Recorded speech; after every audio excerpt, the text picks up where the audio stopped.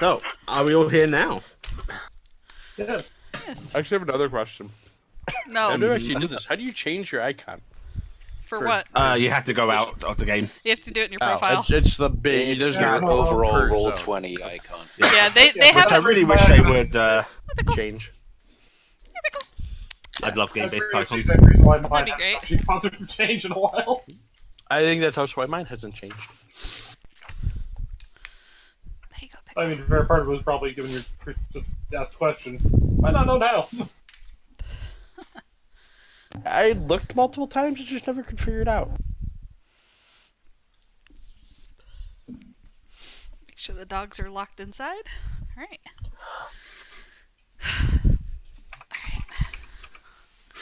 Okay, I'm minimizing OBS. I'm not looking at it for the remainder of the night. Remind me at the end of the game to turn that off. Why not 10 hours really? recording? No! Why does it have so much 1 hour run life recording going on?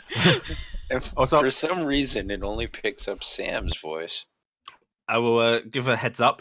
The game may run short tonight, simply because this is my first time doing pacing for this kind of shit. Or it might. I really don't want it to run long. And I've got an ending plan for the session, so might be a bit wonky. Fair. A little bit. No problem. I mean, It's we're okay, starting you're level being 0. brave and you're That doing makes sense. custom content on your first time through. This will be great. Fuck! Brave or foolish? Yes. Yeah, I don't understand the difference. Bravish. Okay. Oh Right. my god, I can't see anybody else's character sheets. What happened? I cleaned up. I deleted them all. They went away! I'm the only character. We're just here to watch you deal with these NPCs we created. These are all NPCs around us. Okay, now are we all here? Can we throw someone into the well? We have been every time, sadly. I think Sam was Yes, making her distracted. way to the desk. Okay, so No, I'm actually Becky- at the desk. I've been sitting here. Sorry. Okay. I am Becky, here. Yes. Yes. I've Toby. just been snacking. Yes. Kronos, Yo. Haddan, Uh-huh. Marcus, Yes. Addy. Addy? Allie! Oh no, Yes. Allie's gone. Okay. Right. So, to start, would everyone like to introduce their characters? No. Yes, you would. Blackie, you just volunteered to start. That's exactly why I didn't answer that way, despite wanting It was to. a trick. It was a trick. I was wise to the trick. I knew it was a trick, and I knew I wasn't getting away with it, so I figured might as well just jump in, right? And I may have killed Toby, so I mean, don't get stepped on by a Someone horse. died. Can we get XP? Yeah. Yes. How much? Sweet. It's added on to the end of the total, don't worry. Okay. Argy Bargy. And Starting. Carrick and Faldir, Gifton, Is it Cassiopeia? Yeah. Yes, Sure. much like the start, Cassiopeia. Cassiopeia. Alright. Or is it Cassiopeia? Okay, Leviosa. Carrick, you go ahead and start. I think it's Cassiopeia. Leviosa. So yes, Karik Marsk. He is half elf. He stands about 5'7". He's got violet eyes. Don't ask me why, because I was bored. Black, short, swept back hair, and he's got the little itty bitty half elf ears, pointy. He keeps himself shaven, very well shaven. He looks like a little kid. He will eventually be dressing in fine clothes once everything goes down. But he has the kind of face that catches a lady's eye, and unfortunately, he cannot pass up a smiling, pretty lady. Ooh. Okay. Argy. Argy. Aggie. I am the town brewer, and by extension, the town drunk. A short wood elf with copper hair. And as far as anyone can remember, I've been here pretty much their whole lives. Or the whole time they've been here. And no one really remembers the exact point she ended up in the town. Who's alive still? Okay. And say your name, you fuck, please. I need to know. Archie Thal. Argy. Fuck. Okay. I probably should have mentioned that I work in the I'll be tavern perfectly as a honest, server. I fluctuate back and forth on it too. So Okay, cool. RG or RG works. She's so Okay. drunk she doesn't know her name. Yeah, pretty much. Faldia. All right. I'm an old, somewhat curmudgeonly dwarf who lives in the outskirts of town. I've been here several decades. Often do hunting, logging, all sorts of things for people, for money or exchange. Just stay the hell out of my garden. Curmudgeonly. Yep. Old white hair, fairly large. Has a helmet in his garden for some reason. It's a very nice vase. Yeah, in fact, I think perhaps you and Kronos are the two longest living members have may known each other quite a while, unfortunately. Cassiopeia. Okay. So, Cassiopeia is a 6 foot something tall centaur who kind of operates inside town and has a kind of converted woodworking shop that had been something of a small stable on a house that she has converted into a table building shop. It's the only place big enough for her to actually move around.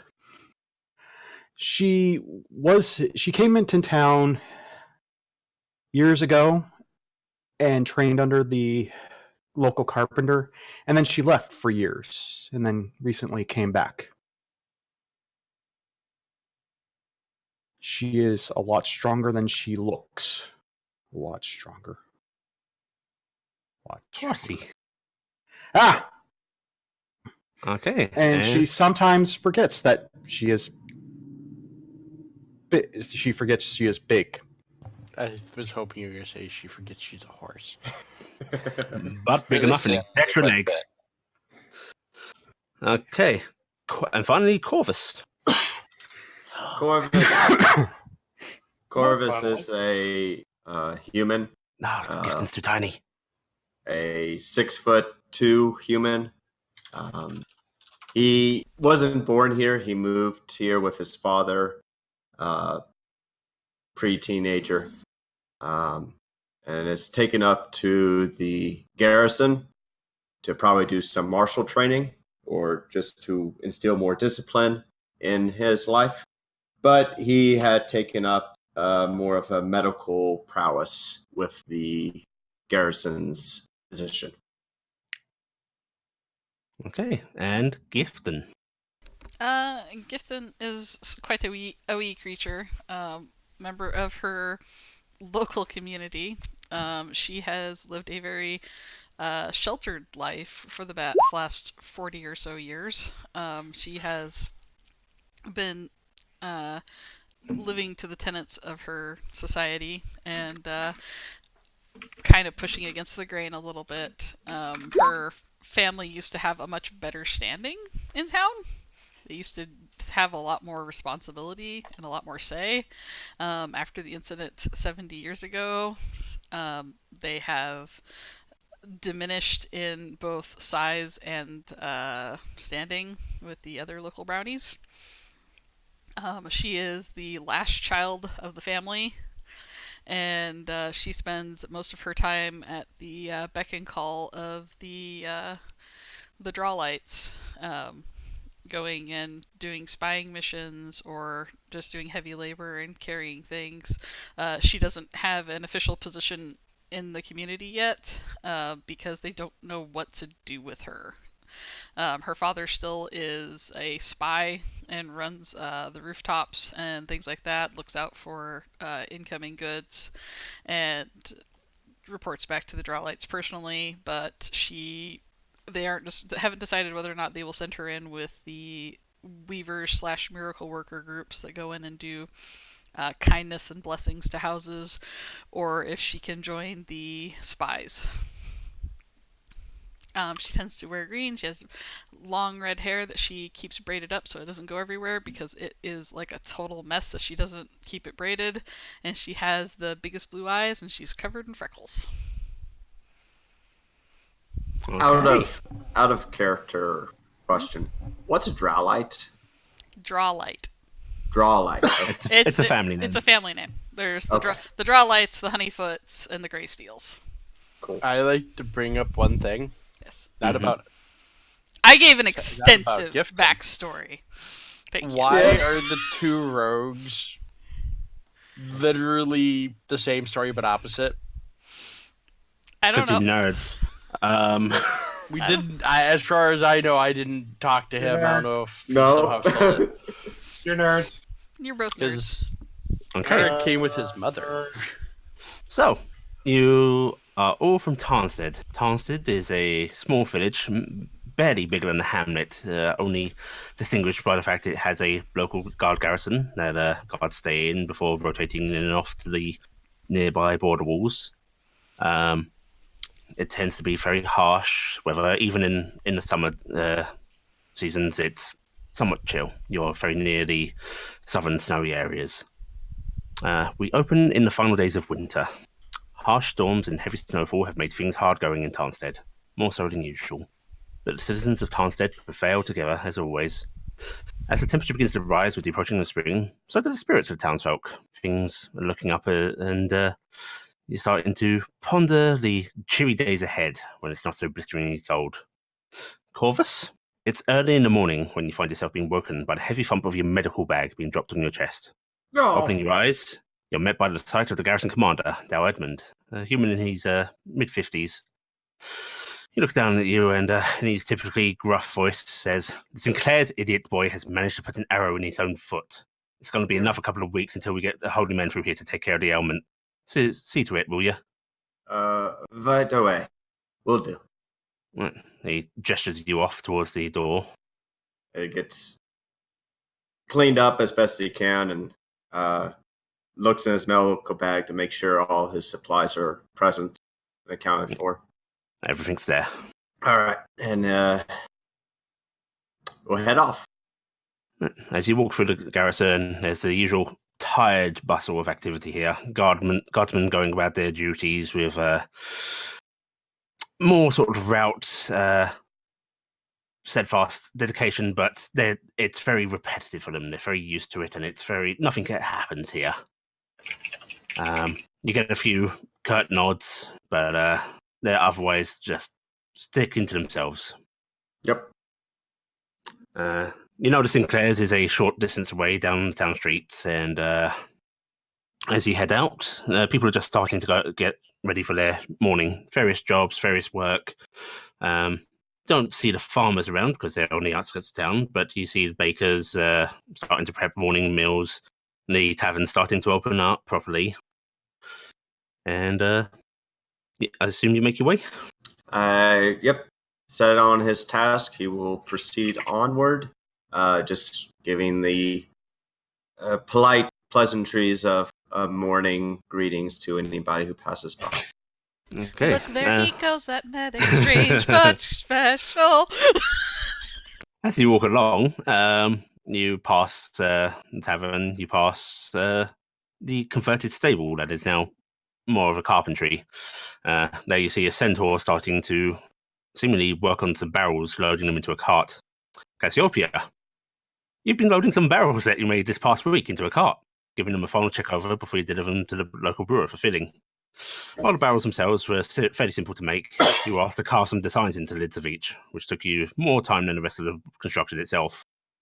Of course, As usual, it makes your previous master in Gunderson, a greying dwarf who has dodged every attempt anyone in the town has made to learn his age or any detail of his life since he moved here 20 so years ago, has been criticising every little detail of your work. And while you realised long ago that his nitpicking of details is his way of trying to get you to push yourself and improve, it remains rather vexing. You know, she ordered these for some fancy wine to export, right? You could have chosen some better wood, and I ain't too impressed with these bands that Smith made either. Get us a discount on the next lot, you hear?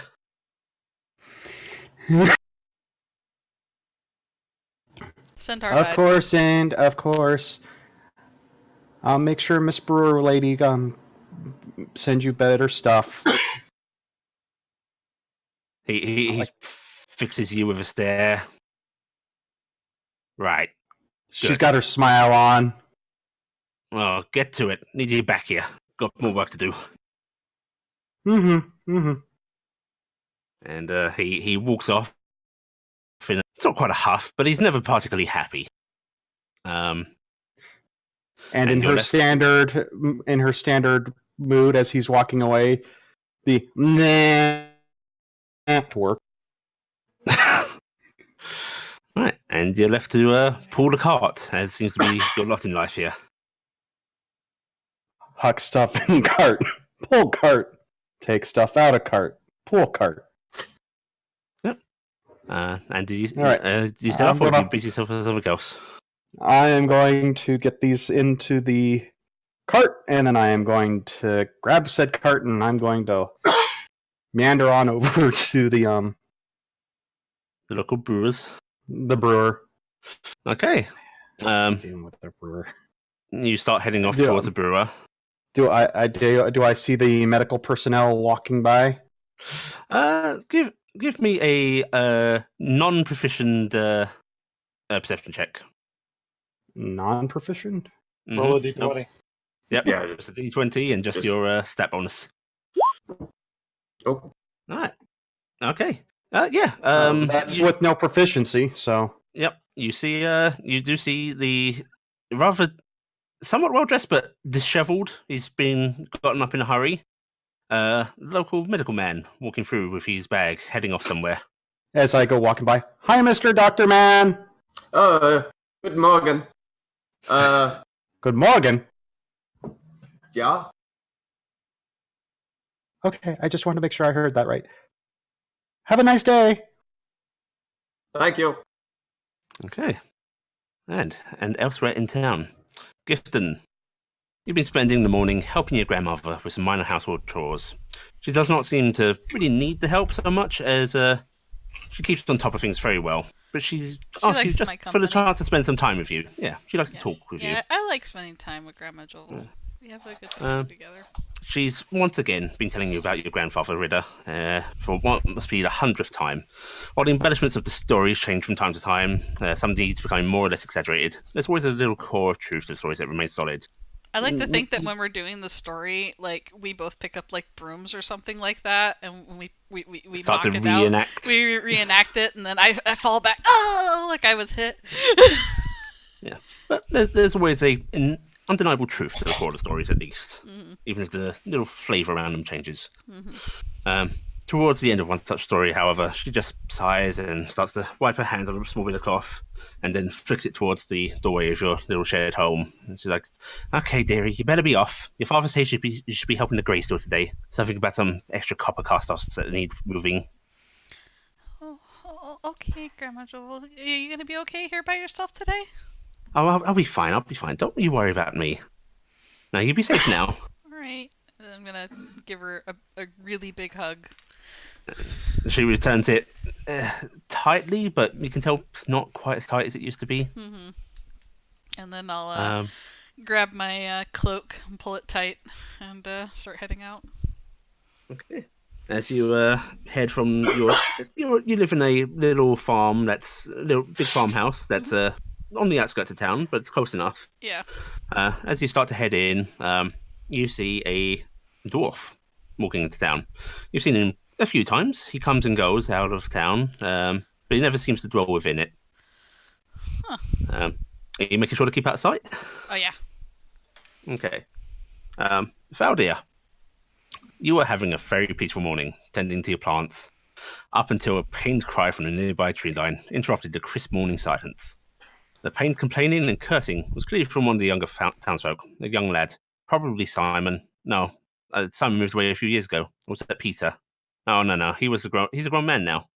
It's hard to keep track. Humans of the town all seem to grow as fast as your roses do. They all Whoever look it was. the same too. Yeah, they just all seem to blur together. But whoever it was, we felt the need to check up on them. That's how you came to find yourself helping a young man hobble along to town, an arrow stuck clear through his foot, his father scolding him before running off to get some medical help. The young man sort of stammers as if he's a little nervous about you. A lot of the kids find you as a bit of a scary thing, as much as they harass you. Thank you, Mr. Forgehammer. I'm real sorry for the trouble. I didn't mean to cause no bother. I'll bring you some game when my foot's held up, I promise. You should get thicker boots. Thicker boots, sir? Yes. He looks down at these little leather books and goes, I don't think I'll be able to move in thicker boots.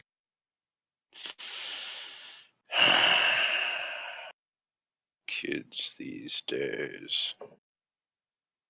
Thicker boots or softer arrows? You got a choice, kid. Hunter arrows, yeah. Um, Rubber-tipped arrows. you You're rich. get him close enough to his own home. And you figure you can sit him down on his doorstep and just. Do you want to wait with him, or his father goes to get the doctor, or are you going to go off yourself? I will stand there with my arms crossed, looking at him impatiently, like I am being thoroughly inconvenienced. Okay, well, Because I am. After some time of awkward silence, the young man, clearly a little intimidated by you, you see off in the distance across the town square, your town centaur pulling a cart, seemingly heading off somewhere with some barrels. And, Argy, your head is thumping as you wake up. After sampling your latest batch last night, quite a bit more than necessary, the rest of the evening became a bit of a blur, as it frequently does for you. You apparently settled at your kitchen table and passed out there, as that's certainly where you are now. Sitting up, your face feels funny, and after pouring at your cheek clumsily, you pull away a piece of paper that was stuck to it. You must have decided to try and do some of your ledgers during the night, in your drunken haze, but all that's resulted in is this piece of ale-soaked paper with "Fuck you, George" scrawled angrily across it. As you're trying to recall which George you were apparently angry at, you hear a loud hammering at your door. Wait, are you continuing to hear that? It must have been what woke you up. It's getting more insistent. Yeah. You were expecting a delivery of wine barrels today. That's right. Yeah. She'll kind of stumble up, kind of try and push the chair into the table, just knock it over instead and go, good enough. And go over to the door, open the, how's it going? All right. Cassiopeia, you hear some sort of scraping of wood on wood, some clashing of objects being thumped about, and then you are met with your beloved town brewer.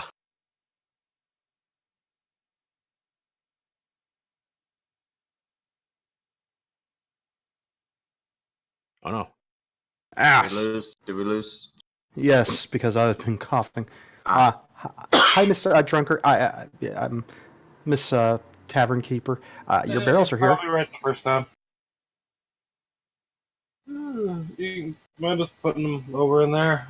She got the gestures vaguely to the main part of the brewery. Cassiopeia grabs them and kind of shimmies into the door. And the what was initially just loud knocking is now clop, clop, clop, clop. Okay. Over here? Yeah. That was good. That was good. Gonna hold And- their head. As you're watching her move stuff, you frown a bit at the noise, but you also remember you have to actually make a delivery to the actual tavern today. You've got some casks of ale that they need, and that cart would be very handy to move them with. Hey, Cass, Hmm. you mind if I get your help moving the delivery I have to do at the bar today? I can help you, but Ind is being a little grumpier than normal. He likes So- a discount again, doesn't he? Yes, and I was hoping you might be able to give him a little something more strong. I'll see Kick what I his got. ass. I'll see what I got. I got a couple that are that. Hey, do you want a cask of whoops? What? Well, I got about a week or two ago. I got really hammered and accidentally knocked a whole bunch of the extra ingredients into one of the casks, and I'm nicknaming it Whoops because it's okay. It just kicks the hell out of you. I would say give that to End. He might enjoy it. Okay. Right. Well, with Cass's help, you can easily get the barrels of ale situated onto the cart, and together you make your way over to the tavern. Carrick, it's yet another morning in the tavern, typical as always. After giving the bar a quick wash down and setting chairs down from various tables, it's not long before people started to stream in. Some simply coming in from a breakfast before work, mostly men with no families to prepare morning meals.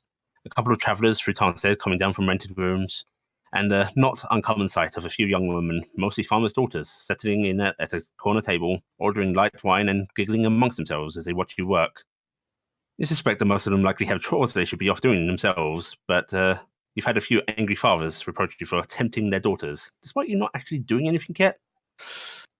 But that's all it's been so far. And as you set down a plate of ordered food at a table, you hear the sound of hoofbeats and cartwheels, and you see the familiar sight of your provider and the local centaur through the tavern windows.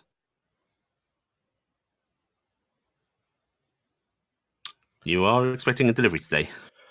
I'm going to head on out and check and see if they're bringing the delivery. Hey, four legs! Hey, Car. How's it going? Same as always. Is that our delivery? Yep. Thanks for Okay. honestly How go many and we help got him. today?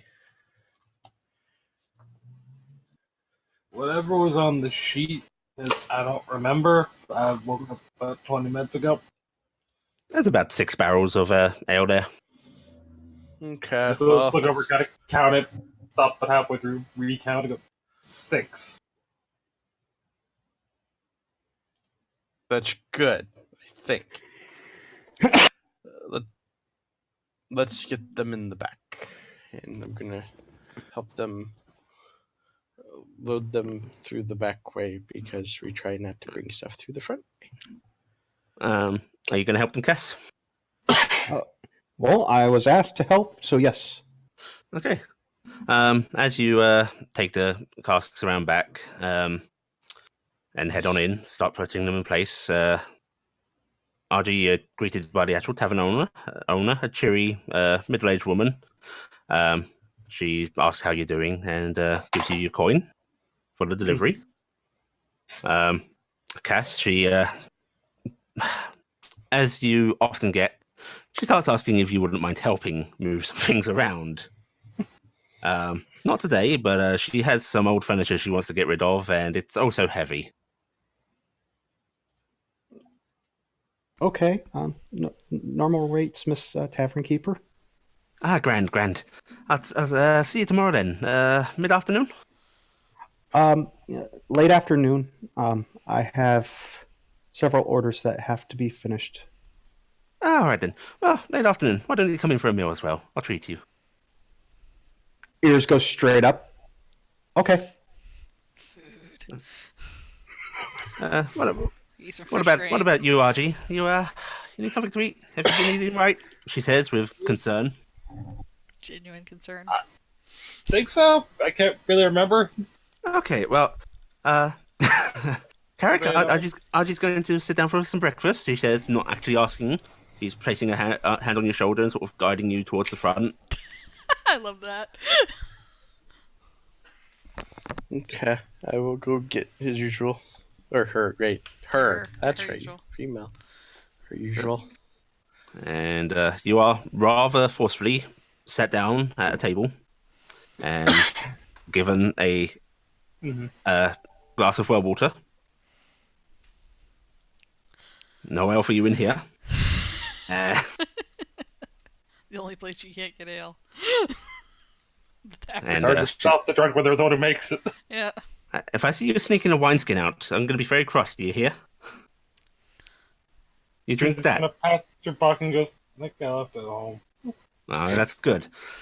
What about you, Cassie? Do you want to join us for breakfast?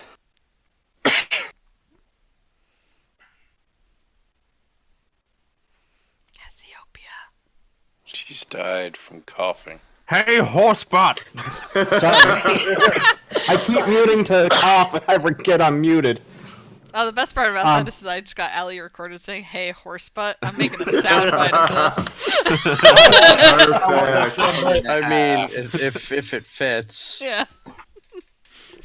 I don't think I can. I was only supposed to deliver the barrels, and I've kind of gotten hijacked into other hijinks so far today. So Wait there a second, and she heads back into the back kitchen and comes out with it's a very simple buttered roll, but it's hot, it's warm, and she pushes it into your hands. Make sure you eat this. yes, ma'am. Thank you, Okay. ma'am. Gotta go. Right. And you head out, and RG. And there's the happy little tap tap tap tap tap tap as she leaves, and she's doing the happy horse hooves. I will and say you will notably, likely though, get a request to buff out the marks on the wooden flooring at a later date. I will say notably, RG would have also been responsible enough to at least give her also the cask of whoops at the same time. I imagine So you you left got that in the cart for them to take. Yeah. Okay. So Carrick serves you breakfast, and Carrick, you're back to your usual menial chores. Let's see, Faldir. It's not too long until you see the local town doctor coming along. Corvus, you can see the bit of a hermit dwarf. He's well known around town, but he doesn't interact much. Standing outside Sinclair's home, and there's a Sinclair's son there, clutching his foot, a arrow sticking clear through it. Oh. Not too much blood running. Seems to just be straight in, straight through. If you have to lop it off, I've got my wood cutting axe with me. Lop it off. I don't think that lopping it off is going to be necessary, Herr Forthammer. This is quite simple. Give me a moment. Maybe give something for him to bite down on if you have anything. And Handle of axe. Corvus will open his bag, pull on his gloves, and lay out what are just really short scalpels and kind of look at the wound. It's like, well, His eyes go wide at the sight of scalpels.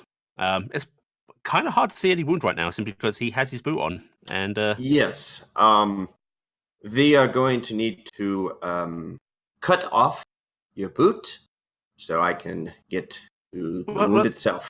not me boot. I don't only have this pair. Well, I could always just take off the head and pull out the shaft. He looks The briefly confused. arrow, boy. Oh, Yes, oh, the arrow. Okay. Not the other one. Right. Apologies. And he says apologies by like whipping the scalpel through the air. He leans back away from you. Right. Put this away. Mm-hmm. All right. Bite down on that.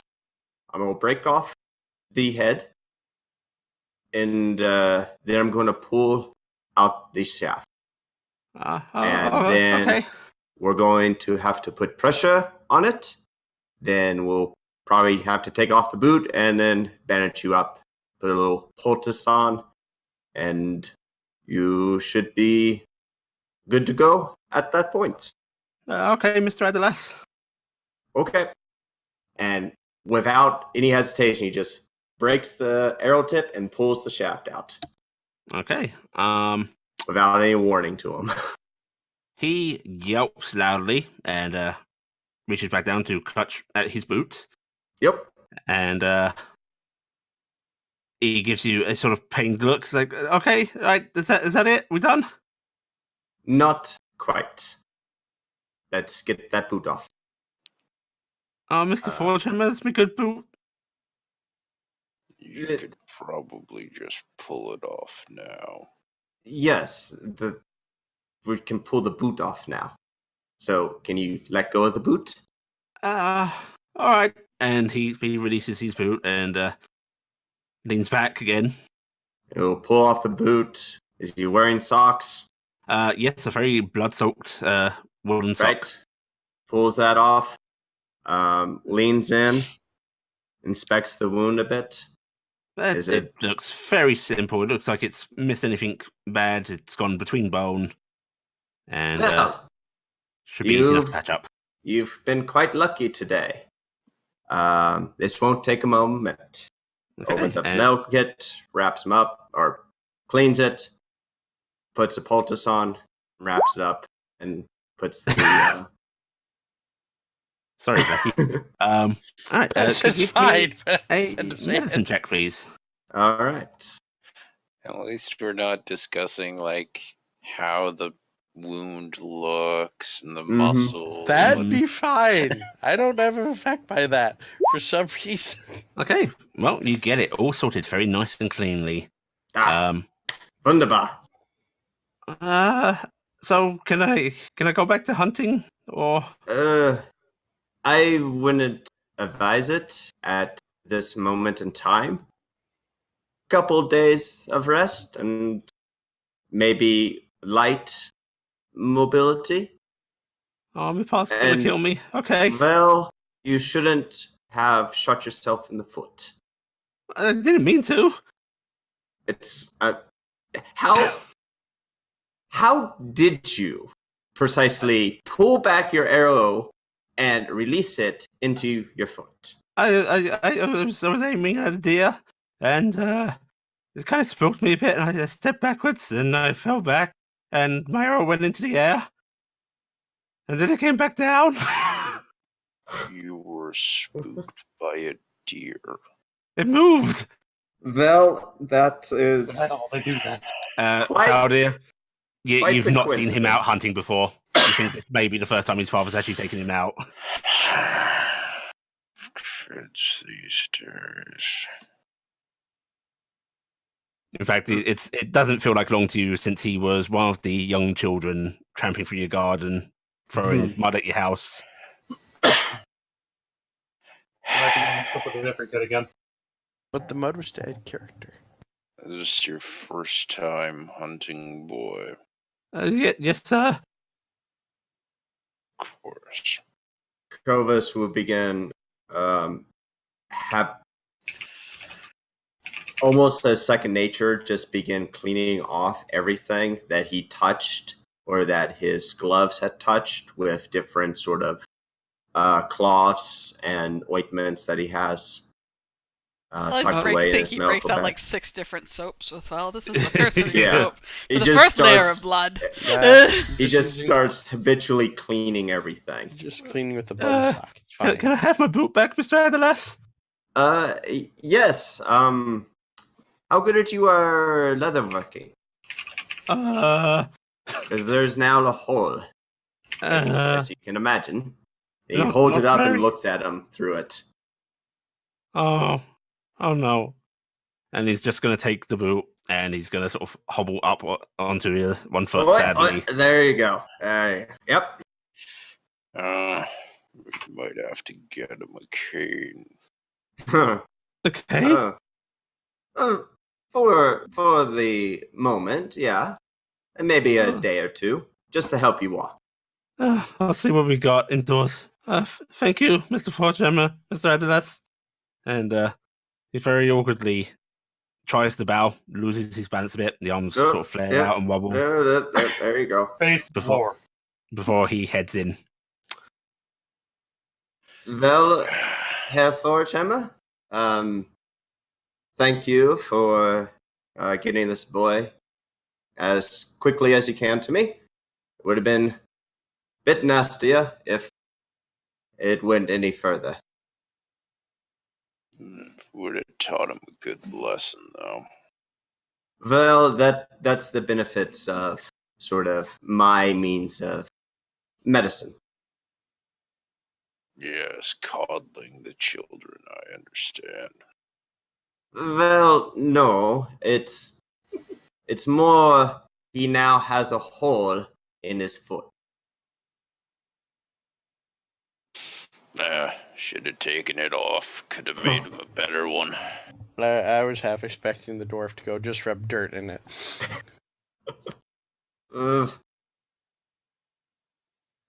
I'm not that barbaric. Just gonna shrug and walk away. Have a good day. Right, Gifton. As you're making your way through town, it's a very slow journey for you because the town's very big and you want to stay hidden. Yep. You see most of that going on. You pause and behold the sight of advanced medical treatment happening. It made me a little queasy. A little queasy. That's You may have a had to lot look of away a blood. couple of times. So much blood. But the dwarf, at the very least, is a familiar sight. His own home is actually outside of town and quite near some of the further out brownie Everyone loves houses. his garden. It's really sad They when the kids do love his garden. It's so nice. We like to go there and help the plants sometimes. Yeah, in fact, he's not a particularly good gardener. The he's reason his very plants have bad. flourished so much is because you have helped out yourself a few times and quite a few brownies. He As you cares head through about town. it though, even though he's bad. Yeah. As you head through town, you see a few of your fellow kind, spies, scouts, just keeping an eye out. Mhm. You see a small team actually carrying a large piece of bread and a saucer of milk away from one home. And you make your way over to the smithy in town, where the Graystals have their own little This hold is up. like the shit job you get because there's like sparks flying everywhere. It's just waves of heat. Ash is going all over the place. Everyone hates this job. Yeah, and as you get in there, it is overbearingly hot. Mhm. The Graystals themselves seem to be somewhat used to it, but no one can ignore it. Mhm. For yourself, though, it's overbearing, and you really don't want to be here. No, I don't. But as you head in, you see a bunch of brownies running around in their little hovel. It's there's a hole in the wall leads into the sort of inner workings, and It's a slightly There's smaller this- smithy. yeah, it is in fact a downscale smithy. It's a bit cruder, but it functions just fine. Mhm. Clearly, they've already got their own little forge heating up. Must have been a few coals and embers from the actual forge that they've taken. Mhm. And you see one of Bakir's sons coming over to you. He's around your age, and he always seems to want to greet you whenever you come by. I'll he's give him a gonna- shy little wave. Oh, hi, Gifton. I'm supposed to help out over here today? That's where I got assigned. Dad said you'd be around. So the smith here, he was working on some copper implements, and there's a bunch of scrap metal left over. And We could do so much with that. We could make some really nice. Well, I mean, we could all sorts of things you guys could make. yeah, I mean, we need some new little pots, some little bits and pieces. Dad's thinking about keeping some aside for he makes a sort of jabbing motion. Oh yes, cutlery for the kitchen, and I wink. Yeah, cutlery. And he gives you a sort of tired, worried smile. Yeah. And I go, oh, speaking, I saw the most interesting thing on the way here. You know that the old white dwarf man that lives outside town, Forthammer? Oh, yeah. He was helping one of the little kids back into town, and he had an arrow all the way through his foot. An arrow? Yeah, I don't know how he shot himself in the foot. Wait, he shot himself? Yeah, the kid shot himself in the foot. I guess he fell over because he was scared of a deer. Isn't that just the cutest thing? Who would be scared of a deer? I don't know.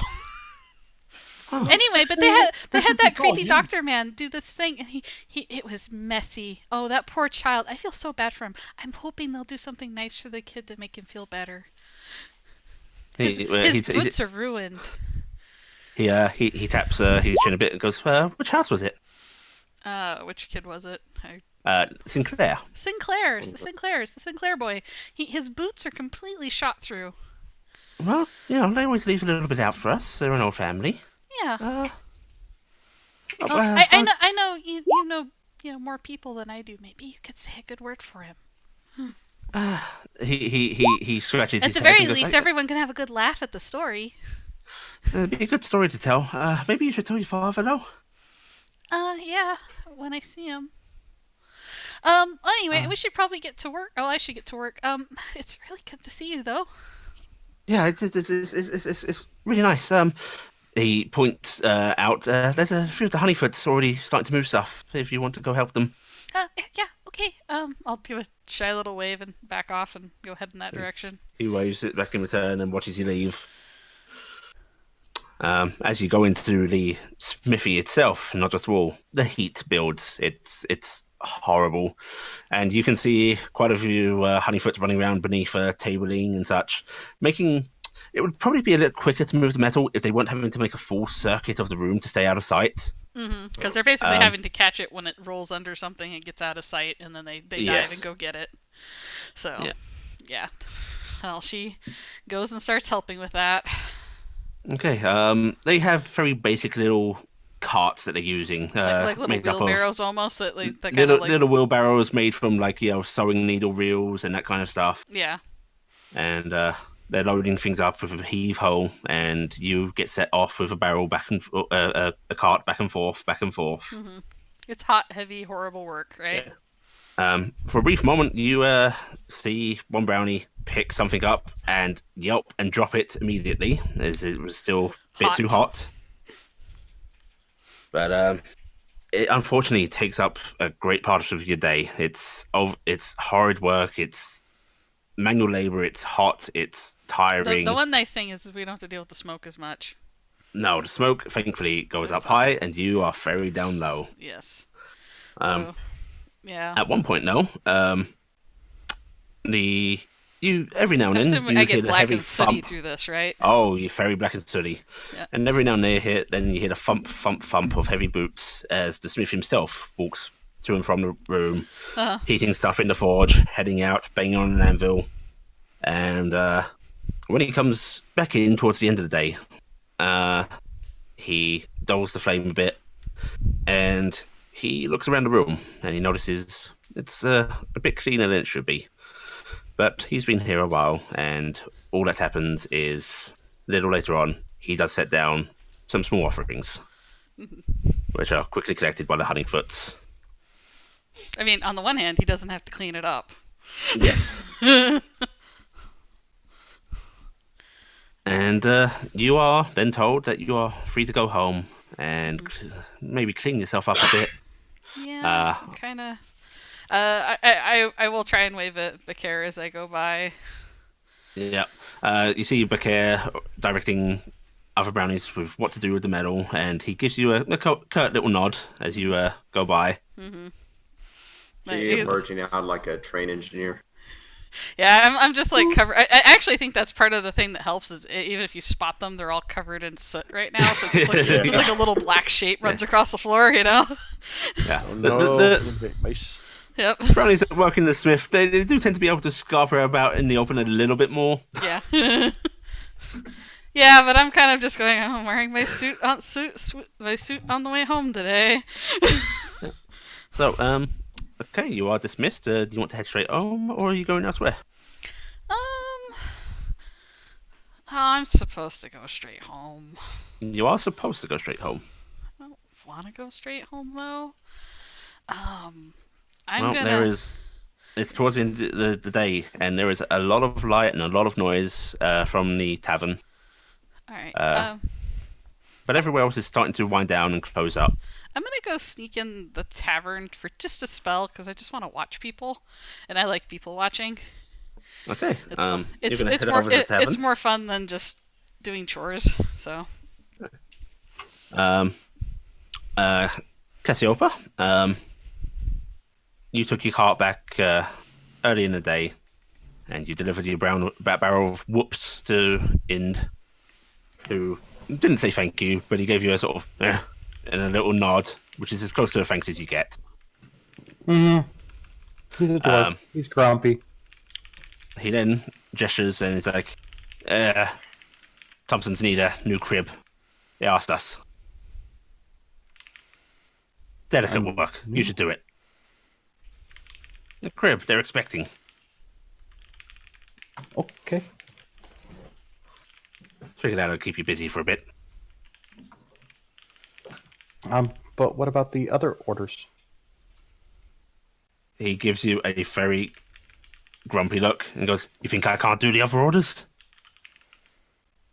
No, I never said that. It But sounds you like had you're implying assigned- it, lass. No, but you assigned me to them. If you don't want me to do them, I won't. Ah. And he keeps throwing his arms up in the air repeatedly. He's like, "All right, but you gotta get it all done. You think you can add the crib on with the rest of your work?" When do they need the crib? Crib, you got a couple of weeks. I can get it started on it tomorrow night once I have the other orders finished. He peers at you as if not entirely confident in that, but he just nods and goes, "All right then. Well, can you lock up for the day? Yeah. I gotta go home."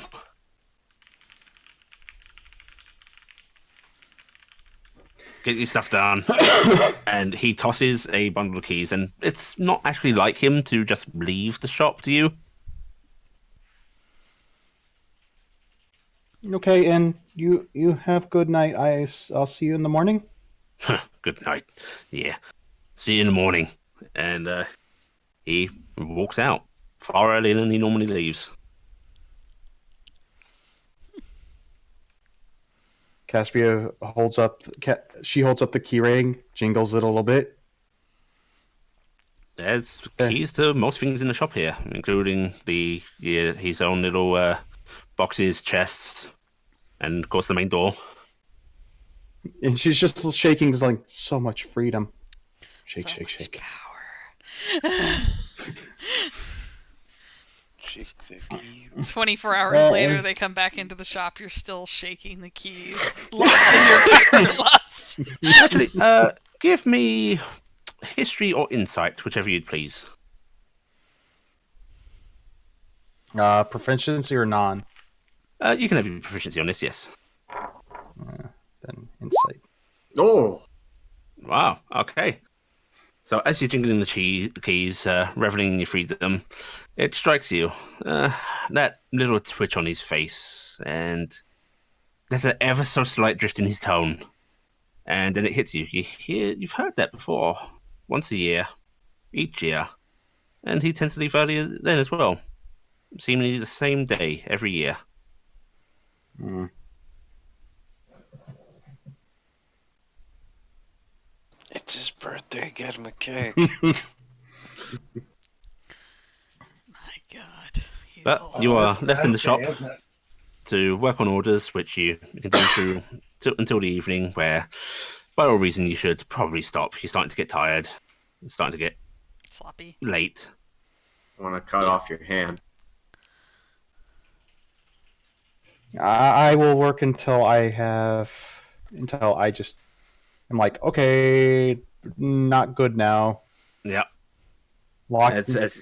As you look at the misaligned drawing that you really shouldn't have messed up, you decide, okay, time to stop and resume in the morrow, and you can leave. You can lock up and go about as you please. Locking everything up. Double checking. Locking everything up. Happily trotting along, jingling keys. You see people closing up their own stores. Baker is getting to try and get rid of some of their very final wares so it doesn't go to waste. People are starting to head into the tavern or just heading home to their families.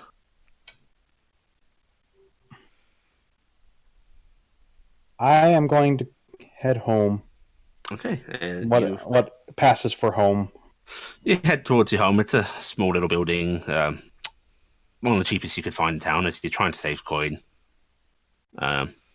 It's a little awkward to get into with your frame as the door is small, slightly aslant, and it offends your carpenter senses. gets stuck occasionally, and no matter how many times you have taken to sanding it to try and get it to fit properly, it always just seems to swell in the damp and jam up again. Yet another going little for- irritating part of your life. I get in, I turn around, I look at the door. One of these days, I am going to replace you, and then I'm going to burn you, and I am going to giggle madly.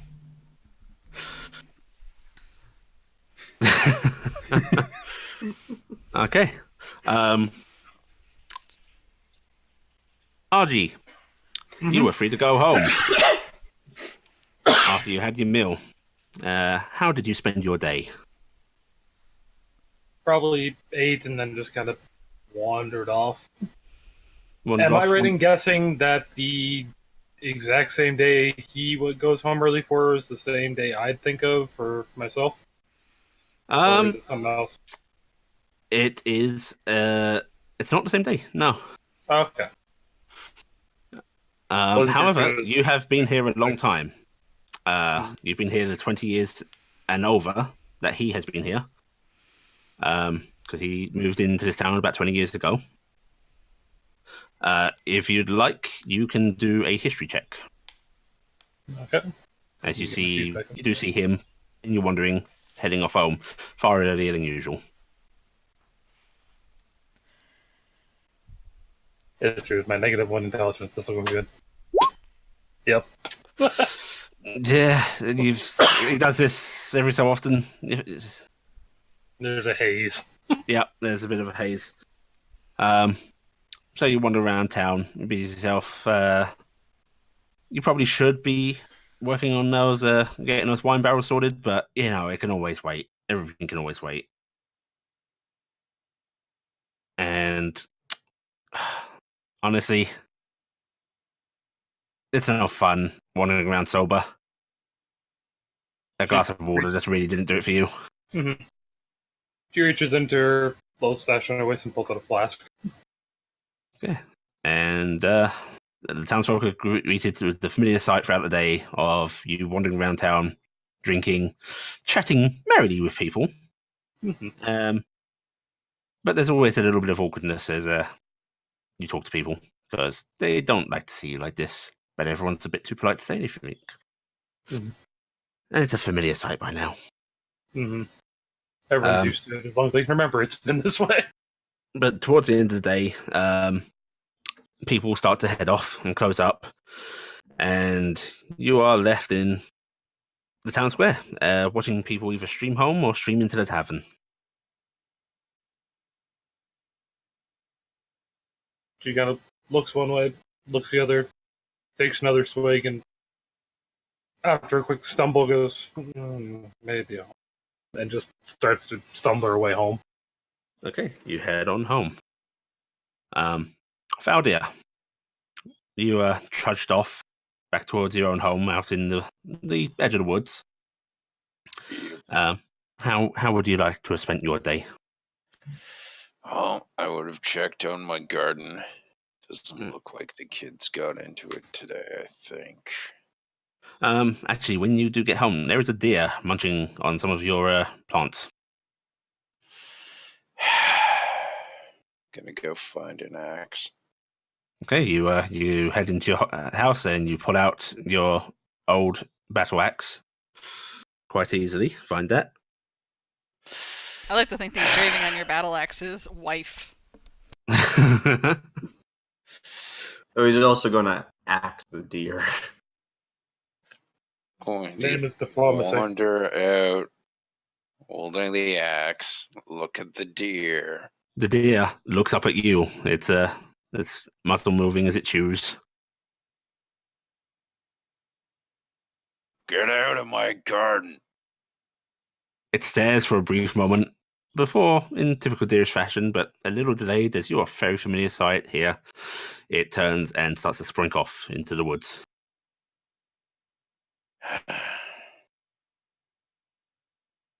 And you are once again left alone. Plant the axe back in the ground in front of me. Just It sit stays down in a put. chair. Right, well, you get to spend a very relaxing day. no one really comes to bother you. People leave you alone. And you just get to appreciate the sounds of birds and the rustle of wind through trees. And it's cold. Almost like I don't live near a village at all. Perfect.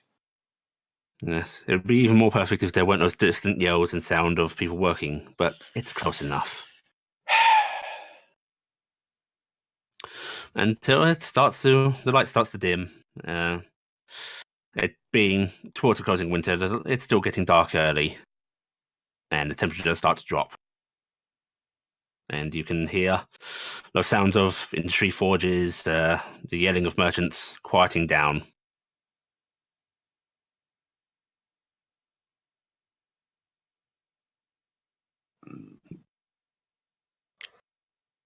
Do you just spend the rest of your evening relaxing, or are you going to go do something else?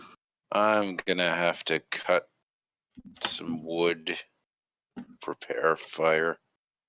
Okay, well, Just gonna do chores. you busy yourself with your household chores, just preparing your fire for the night, and that's how you spend your evening.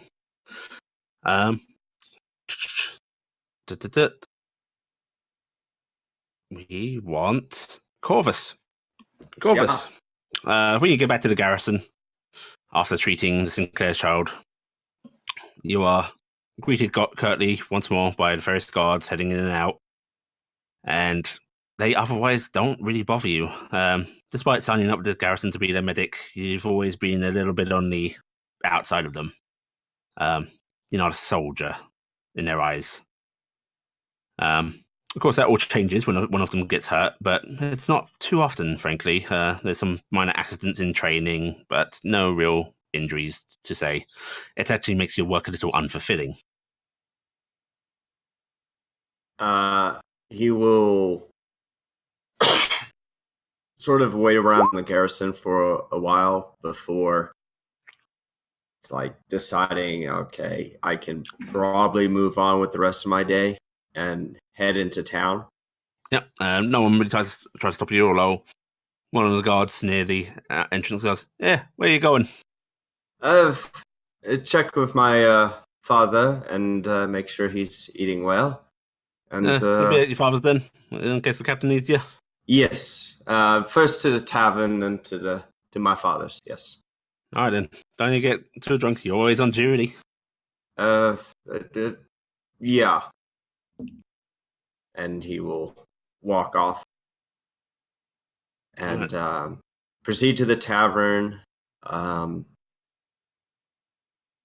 as he does, he sort of maybe lingers a little further, checking in to some of the townsfolk who may have different illnesses, sickness that he's been taking care of, sort of on the down low. Yep, you're able to check in with a few people. Mrs. Elderbury, she's recovering from a fever, and you've been helping with that, and she seems to be on the up and up. You know that the Thompsons are expecting a child, and you've just been advising and such, but they're basically waiting for a proper healer, a holy man to come through. And he sort of like, well, it is good that someone of more divine right can assist, but I am always here if you need. You don't have to wait, and I never ask for much. They nod politely in turn, but you can tell that, well, they're hearing your words. They're not confident in them. Right. And he would just make sure they're good and set, and then go on to his business. Yep. You make your rounds discreetly, and as you head towards the tavern, you do actually pass by your own home. More your father's home. You spend so much time at the garrison, sleeping there. Yeah. Do you want to stop in there, or are you heading straight to the tavern? He's actually going to the tavern to get food for his father. Okay, so you head to the tavern, and by the time you get there, it's midday. People are having lunch. There's a bit of a bustle about. You can see Carrick rushing about, delivering food, delivering drink. being harassed seemingly by various young ladies. Although he does not seem to discourage it. Yes.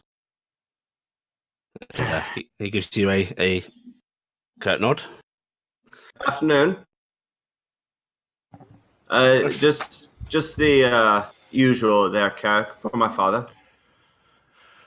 Okay, on the way. Take your time. He's gonna on his swing to the kitchen next time. Actually, he's gonna shout the order, and then on his swing he back. used to loud demands and ordering back and forth. You hear a sort of, "All right, on it, darling," and the continued hustle and bustle of the kitchen. He's gonna swing by the kitchen since has a pretty good idea of how long it takes, and Eventually, it comes out on a plate. It's covered with cloth, as she knows it's taken out. She expects the plates to be returned, and they always are. But it is a meal prepared for Corvus's father. swing by, hand it off. How's your father doing? Better. He has his days, but it seems to be going smoothly. He keeps his nose in the books, so he doesn't get out much, doesn't get good air or sun, but the weather hasn't been good either. The cold gets to him. It's been a cold year. Indeed. Carrick and Corvus, you both hear, despite it being aimed at Carrick, the voice of the tavern owner saying, Carrick, darling, remind him he's got to pay up at the end of the week. Of course. Corvus will kind of hang his head down and is like, yes, I'm aware. Once I get my pay from the garrison, you will get yours. He says he'll pay. Once he gets the money, no, he will. bit. Just a little reminder.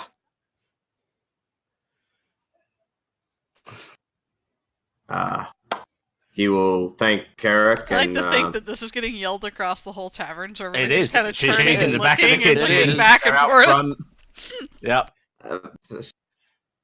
He would kind of lean to the side, maybe start to say something, and then it's like, never mind. There's a few wry grins and some laughter from elsewhere in the tavern, but it's all friendly, you know. Yeah. It's like, well, thank you, Carrick. I'll see you around. Yes. Just stop so much with the ladies, though. I mean, come on. Do anything. Just. And even as you say that, you hear from the corner of the tavern a young woman's voice saying, Carrick, darling, another glass of wine? I like to think Carrick does this like unconscious flourish where he like flicks his hair just slightly and it like glistens in that perfect slow-mo. Like little sparkles around him as he turns. Immediately, my dear. An IRL anime. Corvus's hand goes to his face. It's like, He does not shulk, no matter what you think. Just like these anime. This is the point. Just hone it down a bit. It's my job. You don't have to be so nice, flamboyant. Knew about it. Attractive. It's part of the job. It has to be said, most of the townsfolk would have noticed there was a sizable rise in lady clientele in the tavern when Carrick started working there. Profits did rise. He's gonna bow a little bit and rush off to grab the lady her glass of wine. And Corvus will head off to his home to ensure that his father is actually eating a decent meal on occasion. Well, when you get home, your father is sitting in a chair, a fire going, and he is, of course, reading a book. There's a small pile on his little chairside table of books that he's already read, or perhaps he's about to read. There doesn't seem to be any rhyme or reason or organization. But when you enter, he glances up from his book and nods diligently at you. Lunch, Sort of Father? stern respect. Ah, yes, good. He sort of gestures at where all the books are piled up, as if expecting you to put it down. Uh, can you at least maybe eat with me at the table? I know you've liked your reading, but sometimes it is just good to socialize. I'm just finishing off this passage. One moment. Of course. Well, I'll hang around here for a while, and then I'll probably have to head back. So if you need anything, let me know. He nods distractedly, and he continues reading. That one passage seems to be very long, or perhaps he's just forgotten and he's continuing on. Yeah. Time passes. Do you remind him? Do you nudge him? Yeah, I will come back down, look at the platter of food, and has it been touched? The cloth is still on it. He has not touched it. Father? Hmm? Oh, yes. Hello, son. When did you get in? About 3 hours ago. Ah, well, how was your day? And he keeps glancing between you and the book. It was good. The St. Clair's boy got an arrow in his foot, shot himself. Stupidly. He nods as if taking that in, but after it's not a good going 10 through, seconds, yeah. he actually does glance up and goes, an arrow in his own foot? Yes, an arrow in his own foot. Scared by a deer. Ah. And he glances back down. Do try to eat something, though, today. Of course. Would you bring me something? He will stand up, walk over to him, pull the rag off the plate. Says, "It's there if you want it." Thank you, boy. He seems hesitant, but he does grab a little bookmark, put it in his book, and takes the plate onto his own lap. It's cold. Yes, I brought it to you earlier in the day. Oh, you should have mentioned. It's a cold meal. It's better cold. Well, these folk are very strange, and he does start to eat. It's like, well, you should tell me about your readings of late at some point, like we did before when I was younger. Oh, yes. You should read more, lad. Get an education. I've have many of your same books. They've always been quite enjoyable, but I do like to hear your take on some of them as well. He nods and seems to perk up a little, and he sets his place aside, even though he's barely started on it, and picks up a book from the sort of middle of the pile. He goes, tomorrow we will read this together, yes? That sounds very lovely. I will make sure my work is done, and we have a day. Marvelous, and you've heard this before. Yeah. Well, and that, in fact, you may have even heard it yesterday. Yeah. He kind of looks at some of the book titles. Are they all very familiar to him? They are an assortment of books. There are some that are actually inspections on magic. There's books on religion. There is actually a medical book in there, and there's a couple of fairy tales, but they're the same books he has read over and over again for the past year or so. Yeah. Well, I will be by later in the evening. But do remember, and he kind of leans in. Do remember to eat now. Of course. And he sort of pats your forearm a bit as you lean in, and then resumes reading one of his books. Mm-hmm. You'll make sure the fire's good for him, and then kind of look around the house just briefly, and then go back to the garrison for night call. Yeah. The house is dusty, not in a incredibly dirty way, just nothing's moved much. Nothing's moved. Yeah. And you make your way back to the garrison. You can see a couple of guards that are just getting off duty, sort of chatting happily with each other as they head off to the tavern themselves.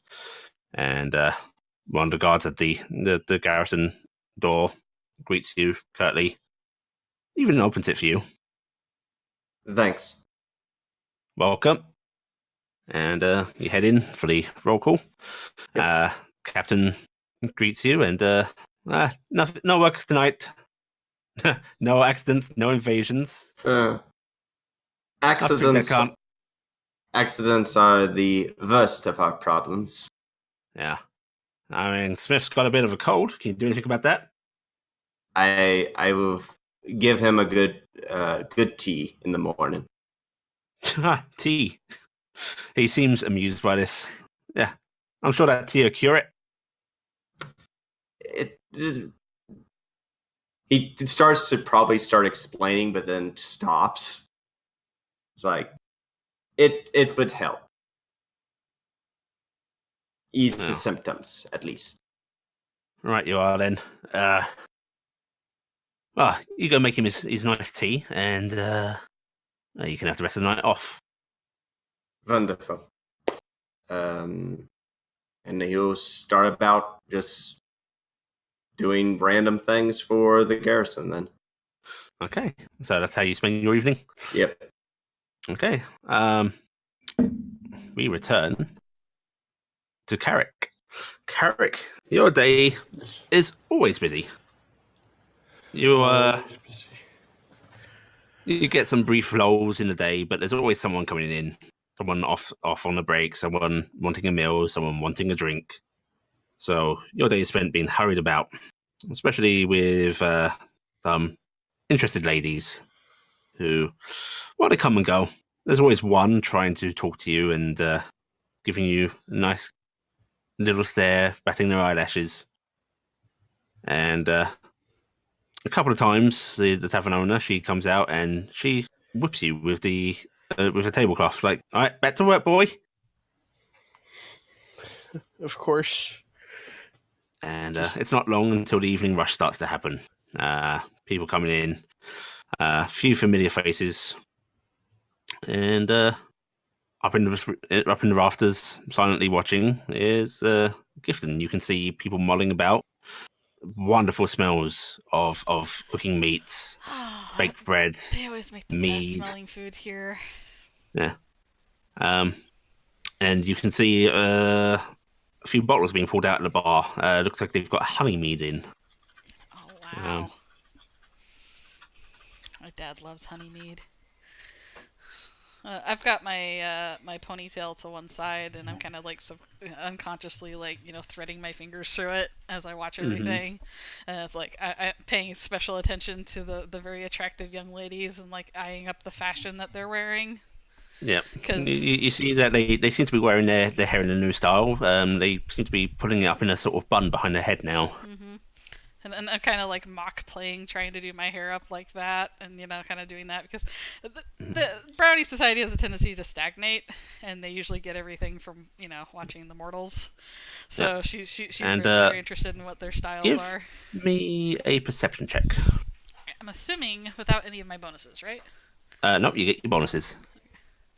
Okay, because I don't have a bonus in perception. Yay! Hey! I tried to hide my lack of perception. I didn't want you to know that I was not perceptive in the least, but I'm not. Okay, here. What do your elf eyes see? Normal. Not No, much. Not Fives. an I'm elf. focused. Right. Well, you see a young lady hanging off of the tavern swain's arm as he goes about his business. He's trying to carry a tray of drinks, even as she's sort of coming along with him, Uh-huh. and she keeps leaning in and talking to him. But you don't notice anything else other than that. Unfortunately, I don't, so I don't notice that she picks his pocket. Or he picks hers. One of the two. A little bit of both. Nobody's an lost. exact change of coin happens. It's more likely, It's a little Just bit of swap give coin and purses, take. basically. Mhm. basically. I could have sworn I grabbed something. What's going on? Oh, I grabbed something, all right. But as you're watching the hustle and bustle up in the rafters, someone thumps down beside you. And briefly startled. Who is it? It's your father. Oh, hi, Dad! Hi! I was just looking for you. Looking for me, huh? I've been watching you the past 10 minutes. Oh, really? Mm-hmm. Did you hear about the Sinclair boy? Yes, the arrow through the foot. Yeah. Everyone's a buzz about it. Yeah, I was telling everybody at the forge because I saw it on the way here. Well, on the way to the Kirk forge, has but we no did the idea thing where about it we yet. got all the. So, look at all the soot I have on me. I'm gonna touch my father's face. He gives you a tired but a caring look. Just trying to kill the swain. Face touching. That's And face touching. he actually reaches his hand up and actually starts to smudge some away from your cheeks. As if you really should have went home and cleaned up. Well, I didn't know if I'd see you if I waited at home. I know you're always over here. He smiles sadly and actually been about town. There's a lot of hustle and bustle going on for some reason. Yeah, it seems like it's a pretty busy day. Yeah. Do you think I look good with my hair up like this, Dad? And she kind of puts her hair up. He glances at your soot-covered hair, and he smiles fondly. You're beautiful either way, but I think you look nice with your hair down. Mm. He doesn't understand fashion. He doesn't understand fashion. Okay. Yes, we've got a small gathering over at the old dwarf's house at Ind. Oh, really? Yes, it's the anniversary of his son's death again. Oh.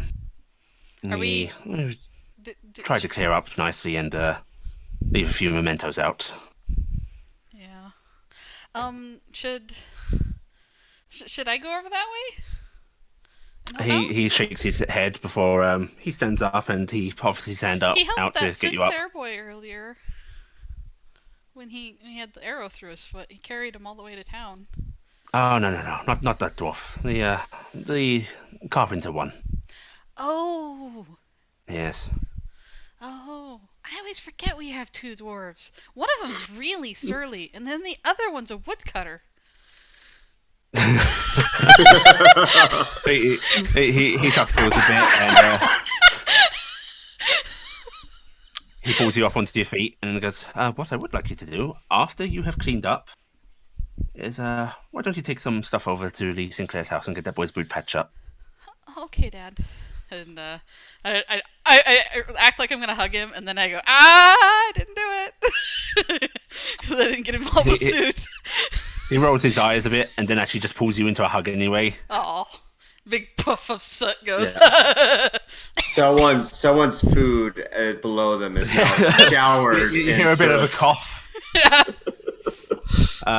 And he sort of glances past his shoulder over towards the bar down below. He goes, go get his boot patched up and I'll bring some meat home, yes? Okay. I'll tell Grandma you're coming. Is Mom gonna be around tonight? Hopefully, he Or do says. they have her on detail again? He smiles sadly and goes, detail, but you never know. You know, the other families get nights off. So the other families aren't as stretched as we are, darling.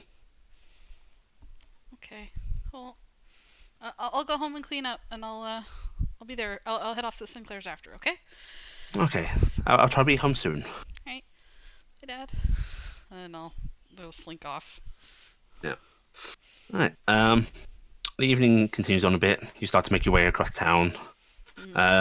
Carrick, you get a bit of a break. You're told to go out, cool off a bit, take a drink with you, just to have a little bit to eat.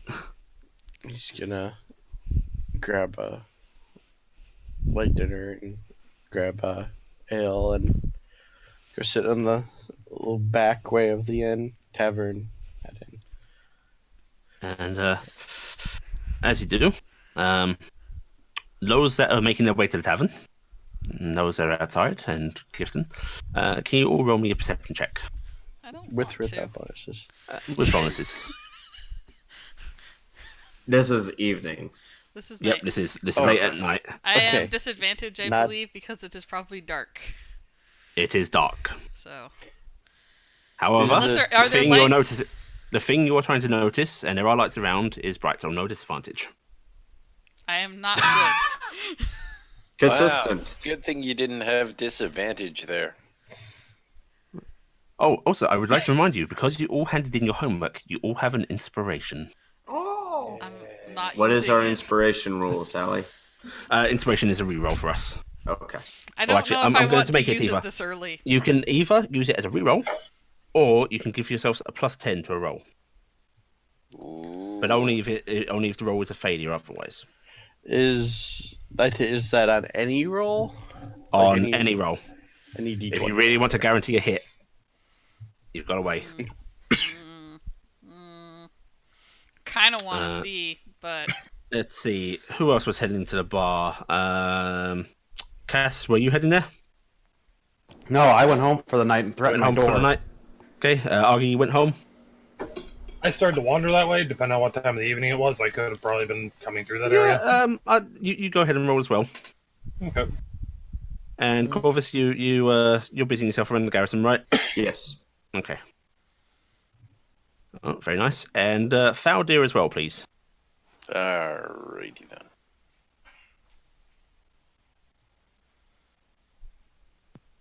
Okay. Carrick, RG, and Faldir. As the night's winding down and you're outside enjoying the cool evening air, you see some odd pinpoints sort of sailing through the air. Red and arcing. And suddenly, flaming arrows start to land within the village, hitting rooftops, some hitting the ground, building sides, and they all start to catch. As this happens, you hear a roaring, thunderous group of voices starting to scream and chant in the distance. would I pick up on this at some point? You would hear the noise, Okay. and then Then after I'll after that roaring fire starts to catch, you do notice buildings starting to go up in smoke. Dad!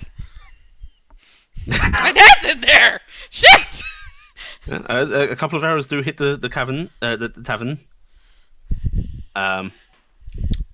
And the revelry continues inside until the noise of yelling and roaring starts to catch on, and you hear things start to quiet down inside as people start to wander out into the streets.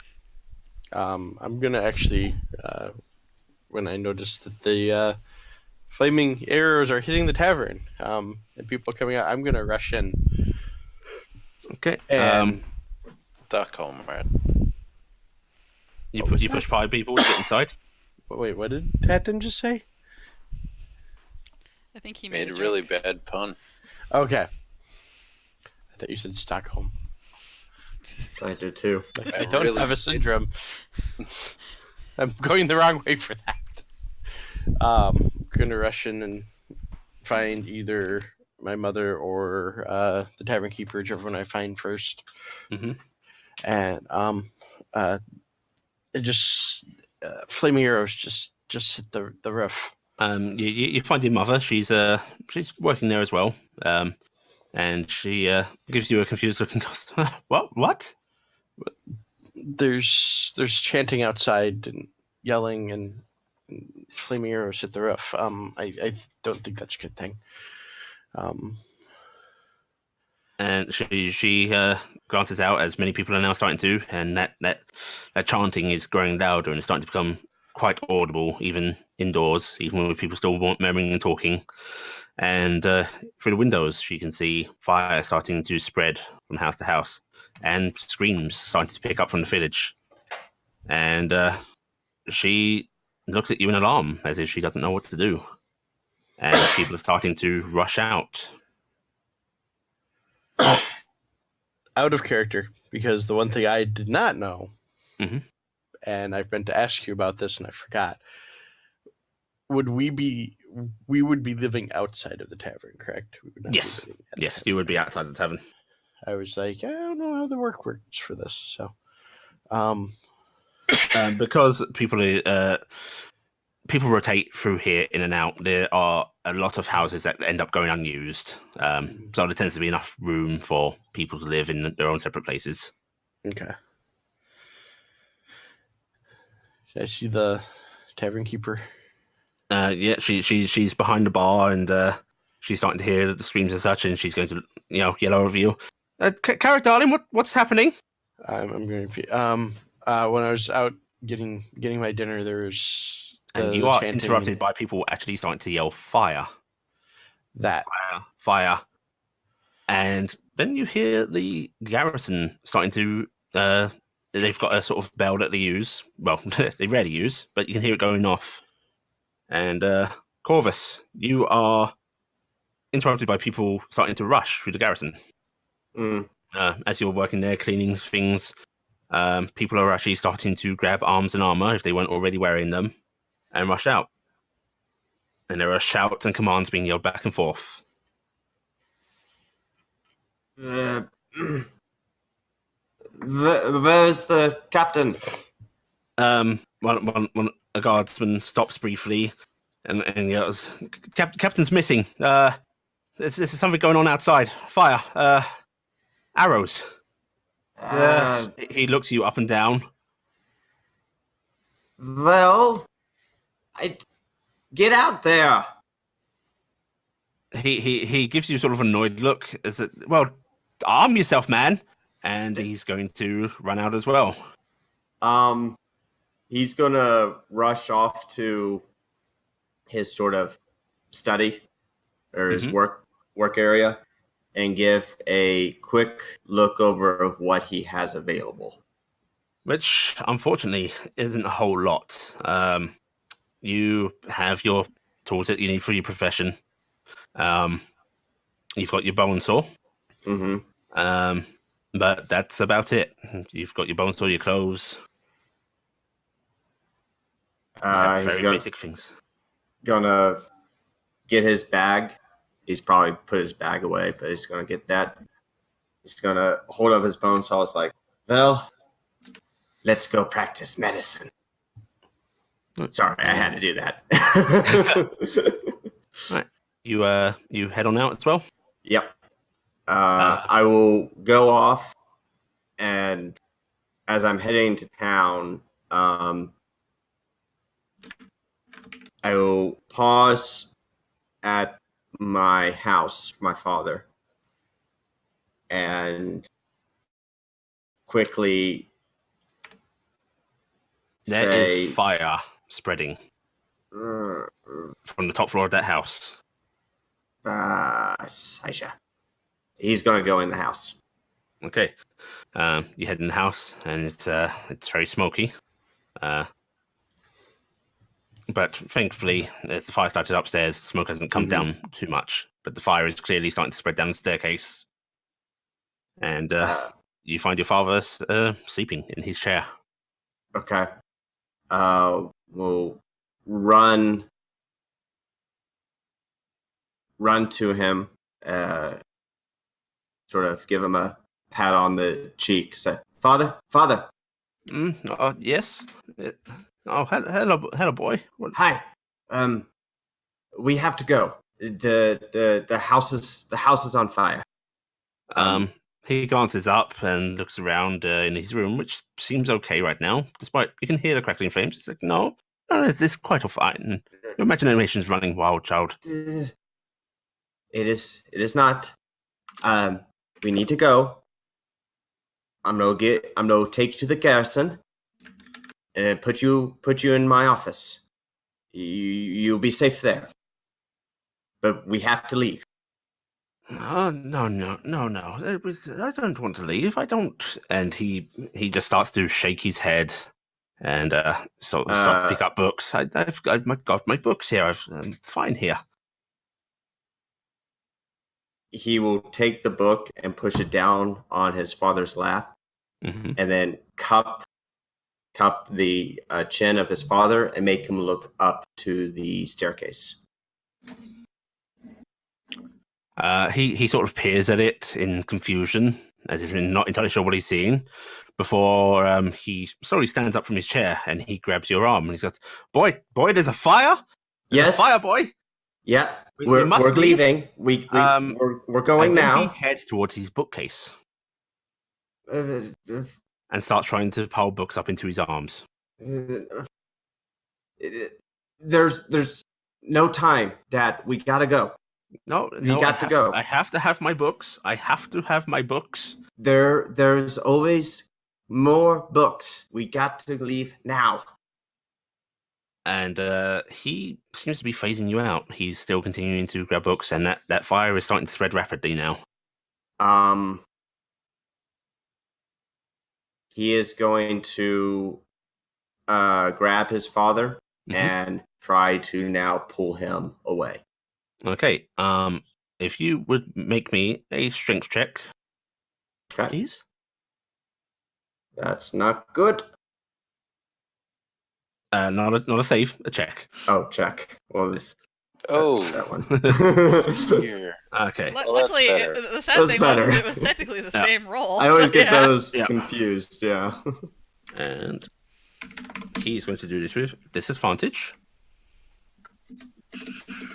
Rolling a 0 on Just this goes would to be show really you, sad. kids. Books sap your strength. Okay. You can easily pull your father along. He's old. He's elderly now. He's not as strong as he used to be. And he drops some books and he sort of cries out for them. It's like, unhand me, boy. He is pretty much now, like him, tone deafing his father out and just dragging him out of the house. Okay. So you can pull your father out and you start to head back towards the garrison? Yeah. Okay. RG. Yo. You were outside when this started to happen. You have seen these arrows rain down. Your wares are very flammable. Yeah, you do see quite a few impact your brewery in the distance. And the fire does start to spread. They've all sort of impacted the side of the building, and the fire starts to catch along it. She kind of gets a deer in the headlights look for a minute, and then starts moving with incredible purpose to go get the only thing in her house she cares about. Okay, you rush towards your house. The garrison is past your house in the distance, and you can see guardsmen starting to rush out, and they're all starting to spread throughout town. As you run along, you see people coming out with buckets. There's a sort of unspoken thing of if a fire starts, people grab buckets and start to try and do a chain, but the fire's everywhere, and people seem very confused as to what to do. Focusing on their own houses and ignoring. And thus it's very inefficient. The people are crowding around the well, starting to yell and shove. But you reach your house. The blazing hasn't taken over the front door yet, so you can head on in if you want. She basically just slams it open, practically taking off the hinge, and just goes for a backpack she's kept in one of the downstairs rooms. That was the backpack her father had nicknamed basically the bye-bye bag. Because they were so used to just leaving in the dead of night, and she's just kind of kept it up as the last thing that's left. Right, you run in and you grab that quite easily. Already smoke is starting to build in here, and you hear the shattering of glass as the heat starts to break windows. She just kind of looks at the place for a second, mutters are kind of quiet. And just runs out the door again. Okay. Cassiopeia, you were just trying to settle down for the evening. And a When plastic bag got whipped by the wind past you. and you ran off into the distance. And you were sitting down indoors in your home when you heard thump, thump, thump, thump, seemingly from the side of the building on your rooftop. Ear twitches. Seriously, those kids. And Caspia's- then, after a few seconds, she's you getting start up. to hear chanting, very muffled, distant chanting. She's standing up, cracks her neck. I'm going to beat those kids into a pulp. All right. And What do you do? she is going to throw open her door and find chaos. Yeah, you see buildings starting to catch a blaze. You see people running about. You hear a distant chanting, sort of a "Ingrata fio, ingrata fio," and people are screaming, yelling for help, save their buildings, save their possessions. People trying to fill up buckets from a well, despite people already there shoving each other about. You can see guards starting to run through the street. Yells of, "Where's the captain? Where's the captain? What should we do?" And you can glance up and see that your own building is starting to catch a blaze. Okay. Caspia is going to step backwards and close her door politely, and then she's going to go quickly get dressed.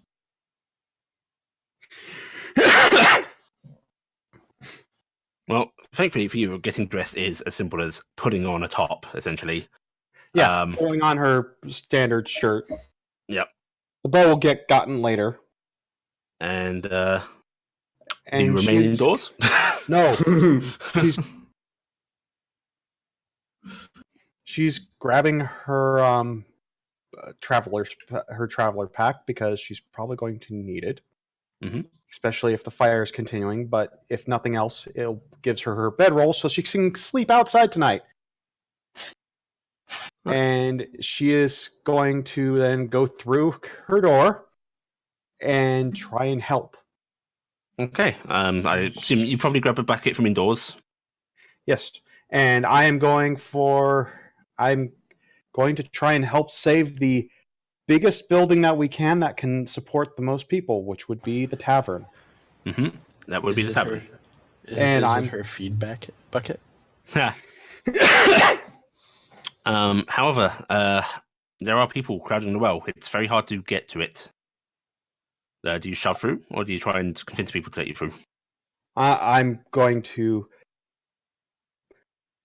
Cassiopeia is the very calm and demure type, and she's just suddenly move. Okay. Give me a intimidation roll, please.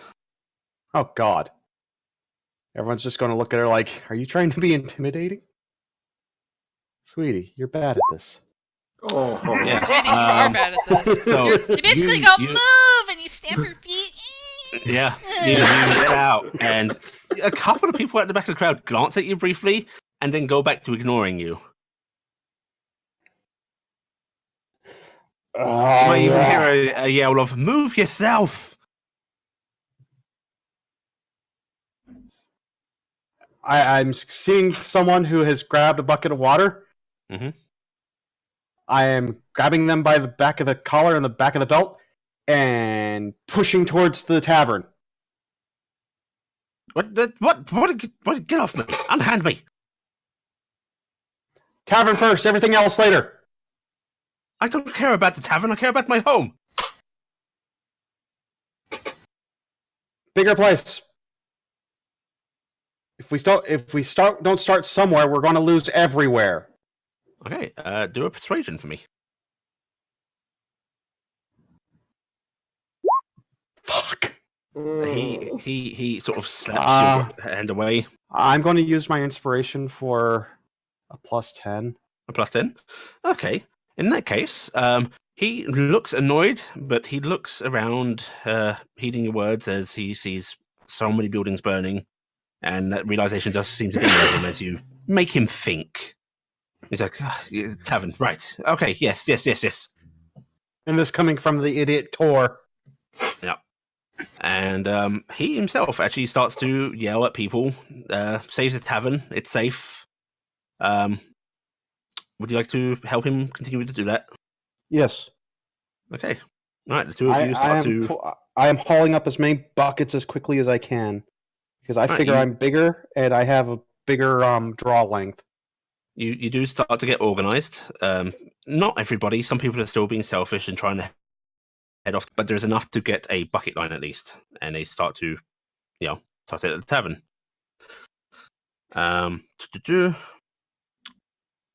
Let's see. Maggie, Garrett, Casilbia. Right, Faldia. Yes. Your home is untouched so far.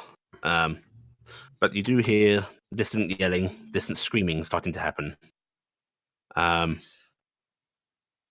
Do you ignore it or do you check it out? There was a noise coming from the opposite direction of the village. Yes. I see, on the other side of the village to you. And More immediately, you can hear screams for help and fire. A bit muffled, but it's audible enough. And then a very distant sort of as chanting is joined by what sounds like drum beats. I'm going to lift up the battle axe that I had planted in the ground in the earlier encounter with the deer. Mm-hmm.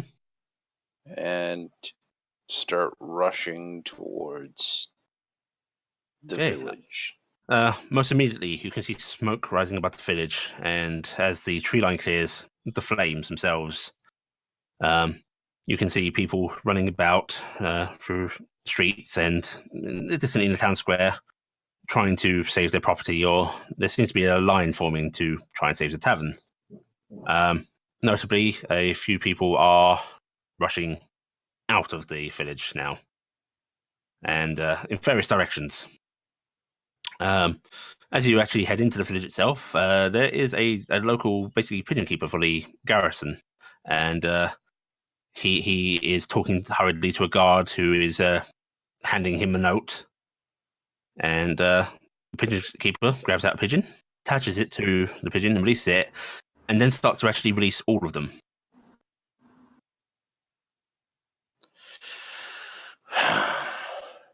You're old and travelled, so you can either do history or insight.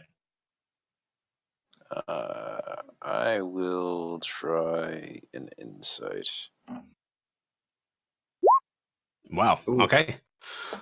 Things must be very, very bad.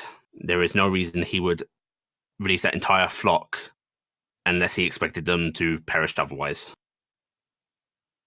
How close am I to them at this point? You are, as you're running along, you see them release, and within 10 seconds you can be close enough. All right. You're basically getting into the village at this point. What is coming at us? The guard that was talking to the keeper turns at you, looks you up and down, and just says, "Goliaths from the south. More than we can count."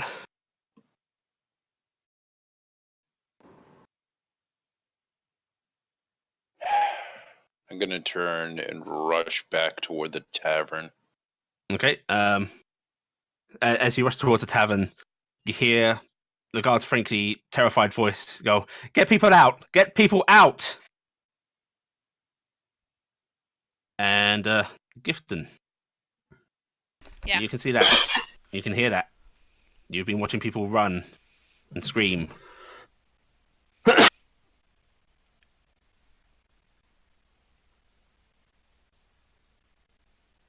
What would you like to be doing? Well, first I needed to make sure my dad got out of the tavern because he was in there. Okay. So, do you want to keep an eye out, or do you want to actually head in yourself? I'm keeping an eye out, and I'm trying to flag down because I'm assuming runners are going all over the place right now. Yes, they're all you flooding do out of the see, buildings. as you know where to look. Yeah. You do see brownies dashing back and forth, and I'm assuming they're becoming getting out of quite all the careless in doing buildings. so. Yeah. Yeah, they are now being careless in doing so. They are just clearly running, which elicits a few confused yelps and startled noises from townsfolk. Yeah, but so they all don't really have time to deal with anything right now. So everybody's kind of like, the rats are coming out of the sewers kind of thing. It's flooding, right? And if you would give me a perception check, please, as you look towards the tavern. Okay. So perception, please stop failing me. 9. Did it roll? No, it didn't roll. There it rolls. Oh, there we go. Okay. You do see your father on one of the sort of upper windowsills, because he was up in the rafters, as were you, talking to a figure that you can see quite clearly is Bakir. Ah, Bakir. And they seem to be arguing frantically over something. Bakir is gesturing towards the distance where the chanting is coming from. Your father is shaking his head and gesturing away from there. You can only imagine they're debating what should be done. Okay. I can't get up there quickly, can I? It'd be a lot of going up and out. I will let you do me some acrobatics checks if you so please, if you want to try and get up there quick. Okay. Give me 2. Give me 2. All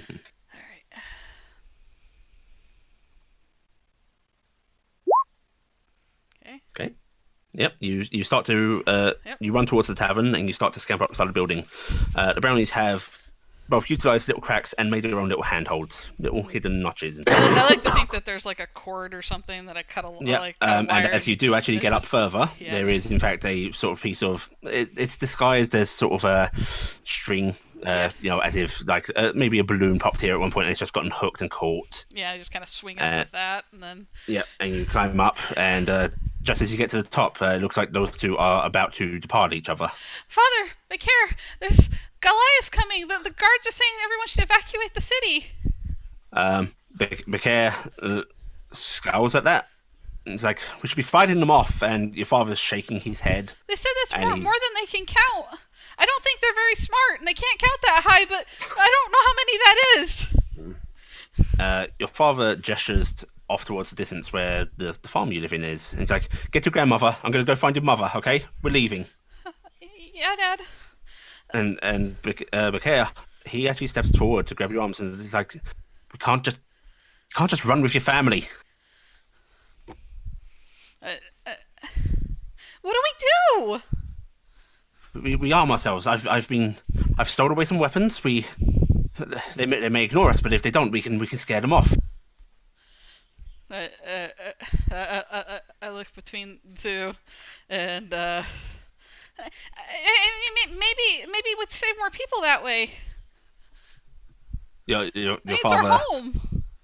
Your father gives you a pained look, and it's like, no, we can't stay. Not after last time. But Dad, this is our home. He clenches his eyes shut, and he then gives you a very stern look and points off towards the farm. Go get your grandmother. Make sure she's safe. I'll come get you.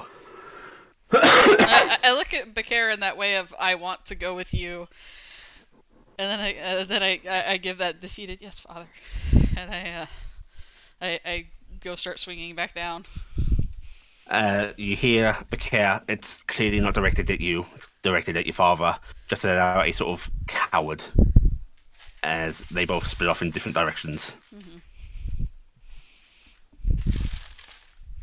And you head towards your farm. Is it on fire? We'll get to that in a second. Oh no. Carrick. Yes. What are you doing? Tavern's burning. People have formed a line bucket to try and save it. Your mother's there, scared and confused. Have we heard anything about... We haven't heard about what's attacking yet, I take it. Not yet.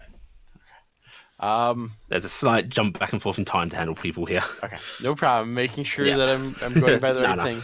Yeah. We should help with the buckets if we can put the fire out. We might be able to save the tavern still. She nods, glancing up at the arrows fearfully, and goes, "But aren't we?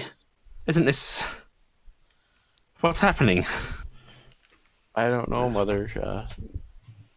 What the hell's it? The garrison bell went. It's about that time that a couple of guards do start to yell towards the town square, and just start yelling, "Flee north to the north now, go!" And you can see towards the south guards starting to line up and spread out at the edge of the village. Which direction's our house? Your house, it would be towards the guard line. The tavern itself is on the further north side of the village. The garrison is towards the south. Most things are between them. What is the tavern keeper's name? George. Miss Thornbury. Smashing. Just say, are they wild? You better Miss believe Thornberry, can you go with my mother? I'm gonna go back to her house and try to grab some of her stuff real quick. She nods. Of course, darling, of course. And she takes your mother's hand, and they both start to head off. Just they're not even. She doesn't even bother going back into the tavern for anything. She starts to run. And Carrick is going to go full tilt towards the house. Okay. As you head towards the house, you, well, actually, all of you can start to hear no longer just the pounding of drums, but a more thunderous noise, a more repetitive of hoofbeats on both sides of the village, storming many of them. And those that can see the guard line in the distance, from past that guard line, approaching from the trees, tall, furred, wearing furs and leathers, humanoids. They look mostly human, but they are much bigger, much more muscled, much more tattooed than most people are. Most of them are carrying battle axes, rather jagged, crude swords. Some more armored than others, and one in particular at the center is wearing thick, heavy plate armor, which is very unusual for the barbarian tribes. It's coated in furs. It makes a big cape on him, spikes coming off the shoulders, and he is holding a sword that looks far bigger than even he should be able to carry. Hello, Mr. Chaos Lord. Right. And you see him raise that sword with one hand, pointing into the village, and suddenly the barbarians start to charge.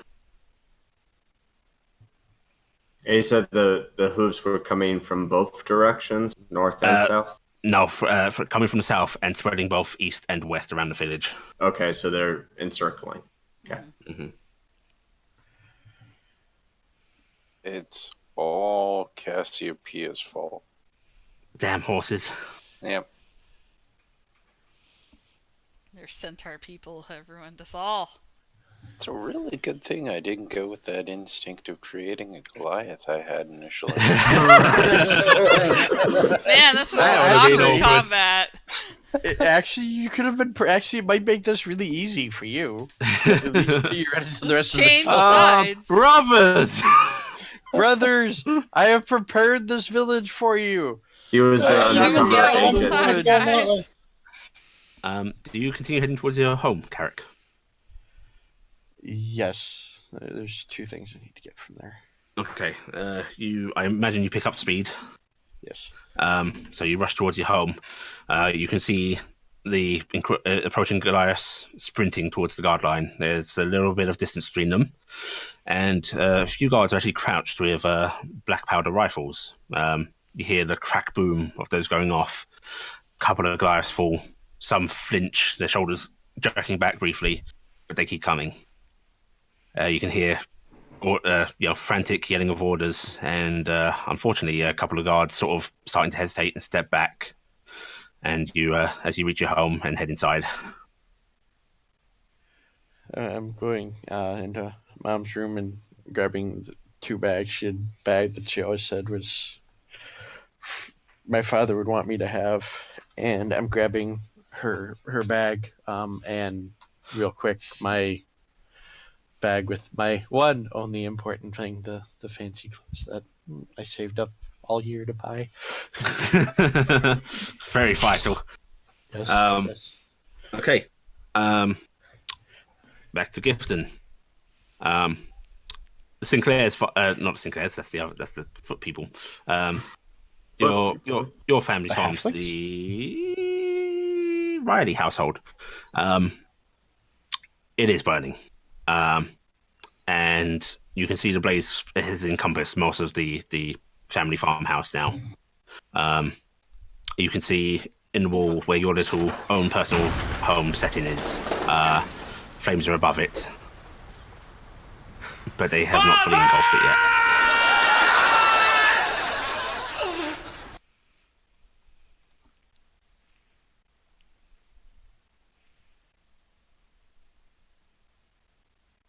What do you do, Gifton? Uh-oh. What? Yeah, We lost. Oh, there she is. Oh, are we back now? Yeah, sorry. I had a bit of flicker. What did you say? I missed it. Okay. As you get back to the Riley farmstead, you can see most of it is engulfed in flame.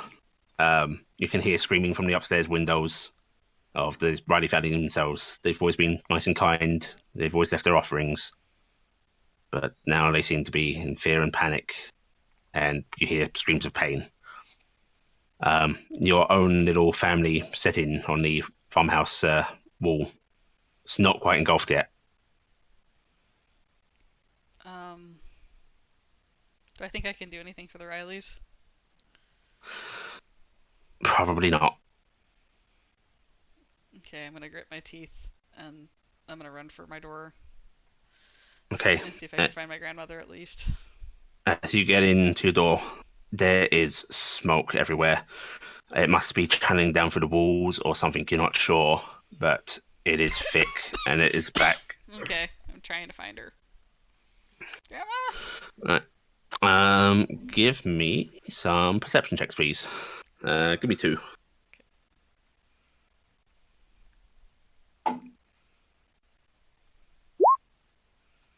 There's 1. Okay. At first, you get a little lost in there. You stumble about. The smoke stings your eyes. It burns your throat. But as you wander through your house and you look into the kitchen, you can see your grandmother on the floor, not moving. I'll go over in a rush to check her. Is she still alive? Give me a medicine check. Okay. I am not trained like other people. As you cough and hack, you try and feel over her. You shake her a bit. She doesn't stir, and you frankly can't tell. Can I pull her out? She's old. She's frail. She's light. You can pick her up. Okay. And I'll haul her out because I don't know any better. Okay. Right, you haul her out outside, and as you reach the door into the fresh air, you can lay her down on the ground, and then you feel a tugging. It's not quite physical. It's not quite mental either. It's just something is pulling you, making you want to turn around. I spin on my heel. It's weird. It's clearly black and smoke. It's clearly just nothing there, but it's like there's a trail you can almost imagine, and it's beckoning back into the house. I pull up my cloak and I dive back in because I Okay. mean I'm a brownie. We're all about the feelings, yo. Yep. And you follow that feeling, and you can easily, even despite the smoke, you can move through your house. It leads you. It calls to you, and then you see it on the wall, mounted and unused for years and years and years, decades even. An old family relic, bow that has gone long since forgotten. Just a nice bit of storytelling from your grandmother. I'm gonna pull it down in a hurry. As you pull it down, it feels warm, warmer than the heated air, even, but not painful. Just the warmth of comfort and confidence seeming to emanate from it itself. And what are you going to do? I'm gonna look to see if we had a quiver next to that. Rush back out to go check on my grandmother. There is a matching quiver, but unfortunately, It's on fire. no arrows. I will grab the quiver anyway. Yep. However, you thought no arrows, but as you grab the quiver, there's a little rattle. One single forgotten arrow.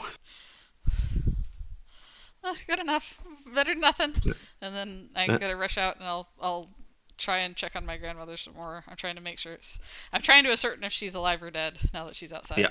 I'll let you have another roll now that it's clearer out, you know. Mm-hmm. Now that I'm not in obscured smoke, maybe. Mm-hmm. Well, The flames are really making it a lot easier. Oh, for you. Stammy. oh, alright. I'm gonna Sammy. spend my inspiration. Is my grandmother alive? Your grandmother is alive. However, her heartbeat is slow, and that she feels like she's barely breathing. She's not doing good. Come on, Grandma, you gotta hold on. Who do I know that's like our healer? Your healer would probably be, unfortunately, in the village. Let's see. I would say Where would I think that one of the draw lights is very well versed in medicine. You know, the pompous, educated bastards. Yeah. Probably we'll say one of the older houses in the village. It's a couple of houses down from the tavern. Alright, well, I'm packing Grandma. Okay. Right, you start to rush back into the village. Yeah. Because It's I basically, it's either that or if there's a place that we're supposed to meet.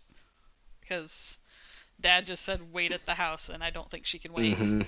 Nope. As you rush towards the village, you can actually see from the smithy itself a few of the Greysteels rushing out with weapons, swords, and starting to spread throughout the village and mostly heading towards the south. A few head off to places other brownies are sort of nested, probably going to give them word or so on. I'm gonna try and wave one of them down. Okay, you see actually the Greystool's Becky's son. Let's see. Let's give him a name. Reginald. Let me call him Care. Oh. That way it's Care? close to Beckir. Herbert. Yeah. Okay. Care, Becker Jr., also known as Care to you, stops and he actually rushes over to you. Gifton, are you okay? Well, my grandmother, she's there's something wrong with her. The smoke got her. Where anyone who does medicine or healing is at. She needs it bad. The draw lights they're already fleeing. I give him this helpless look of I don't know what to do. he glances around and goes, "Where's your family?" I don't know. Dad went one way, and I haven't seen my mom yet. He clenches his eyes shut before he throws his blade down on the ground and holds his arms out. Yeah, give me her. All right, I'll give him my grandmother. Right, I'll take her. You find your family, okay? Okay. I'll get her safe. All right, and I'll he kiss her actually forehead, kicks, and I'll give him a kiss on the cheek. You stay safe too.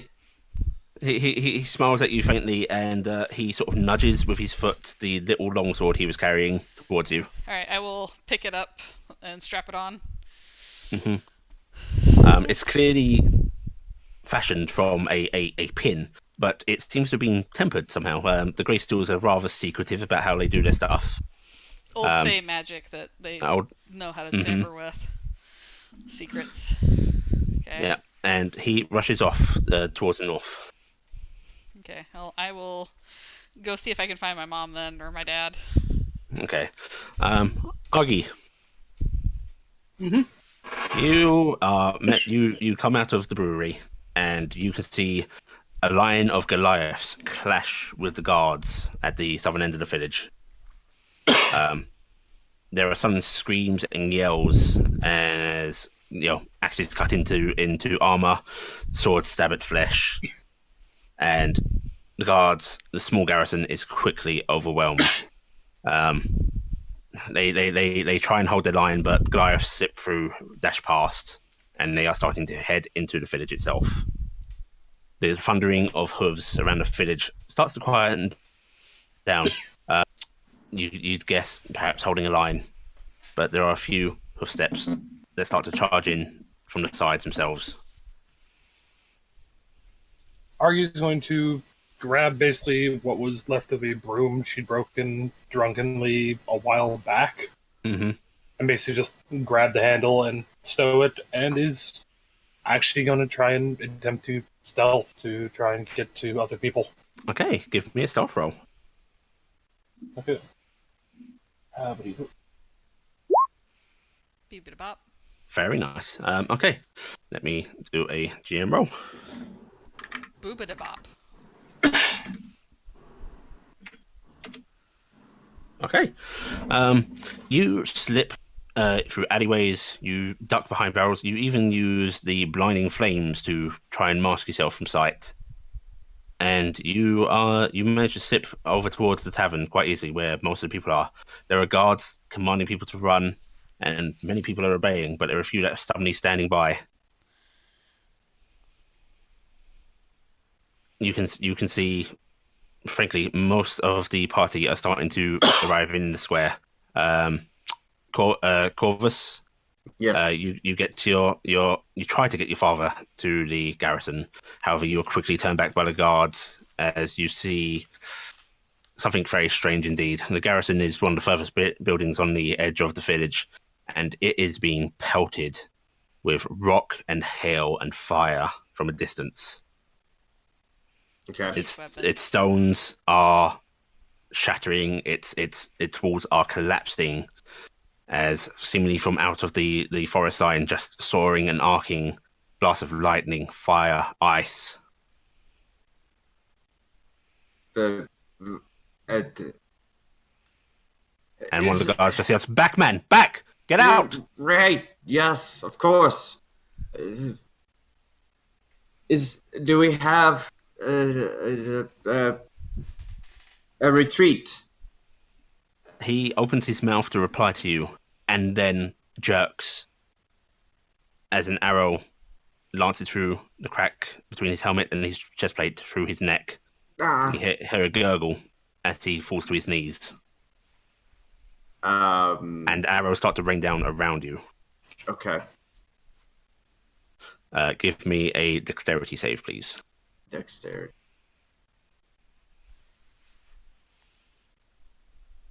Hopper. Okay. You manage to turn and dodge these arrows raining around you. You can hear the whistling, see them soaring through the air. It's very distant firing. It's not accurate. It's not aimed. It's pure luck. Unfortunately, you hear your father scream out in pain as an arrow pierces through his calf.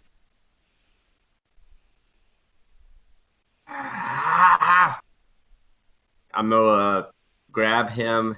Is there a nearby alleyway? Yep, there's plenty of alleyways here. Okay. I'm gonna grab him and pull him into that alleyway. As you move to the alleyway, you see a Goliath standing in it, stalking down it. Well, shit. Um, Does he see me? He sees you, and he doesn't pick up any speed. He just continues to move towards you. He's got a battle axe in each hand, and a long, cruel grin crosses his face.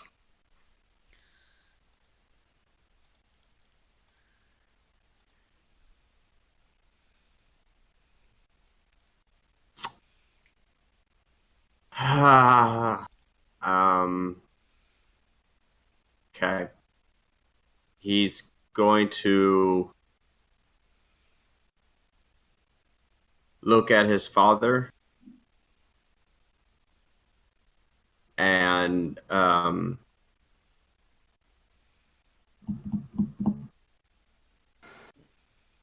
fuck, Allie. um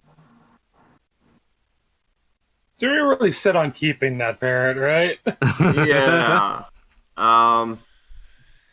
He's gonna If you look. want, you can try and pick up your father and run. Or you can abandon him. I know. Like an unfortunate son who will forever hate themselves for what they've done. Go try to pick him up. Okay. He does not resist you. He does not struggle. However, I need you to make a strength check. Okay.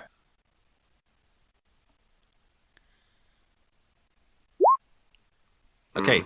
You scoop him in your arms, and I imagine you turn to try and head away from the Goliath. Yep. As you, it's not the weight itself. It's the awkward mass. He's not cooperative. He's not resisting, but he's hard to carry, Mhm. especially through the alleyway. And as you run, you stumble and fall with him to the ground. And you hear a raucous laugh from the Goliath, who then breaks into a sprint towards you.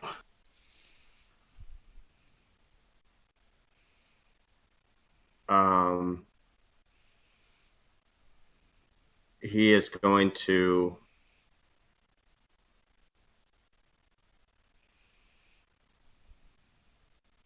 look at his father again. Mm-hmm. Puts his forehead on his. Mm-hmm. And then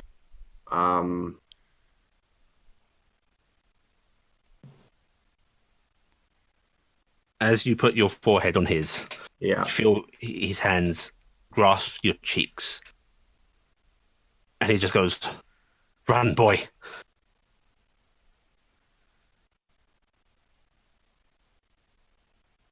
He will kiss his forehead and then leave. Okay. You, as you depart the alleyway, you hear your father yelling curses and insults, rather sophisticated ones, towards the barbarian brutes.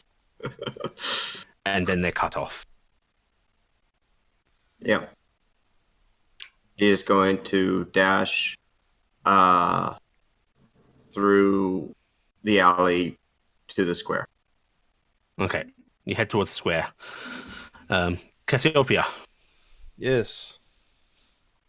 where do you want to go? Well, I've been helping putting out the fire. Yep, and there have been yells to run and flee. Mostly from guards. What? The guards have been telling people to run.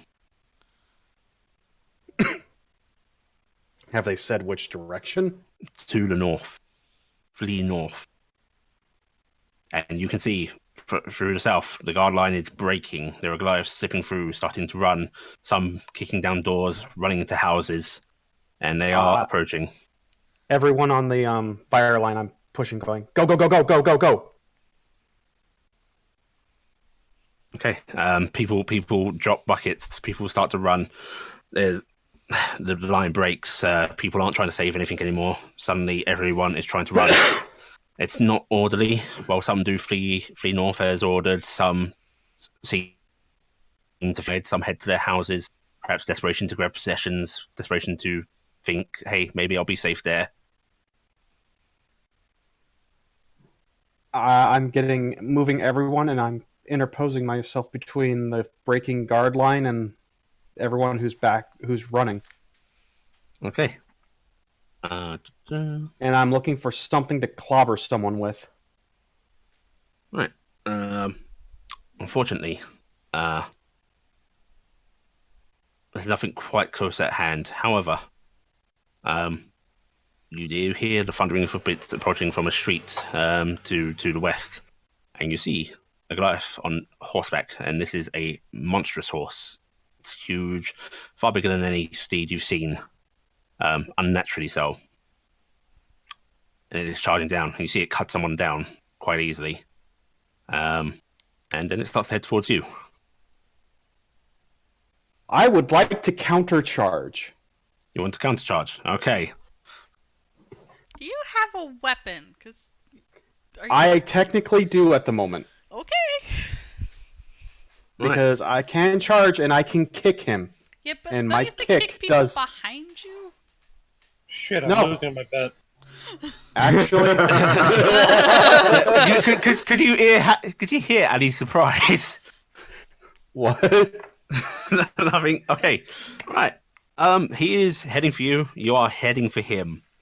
Go ahead and roll an attack as you both charge and approach each other very rapidly.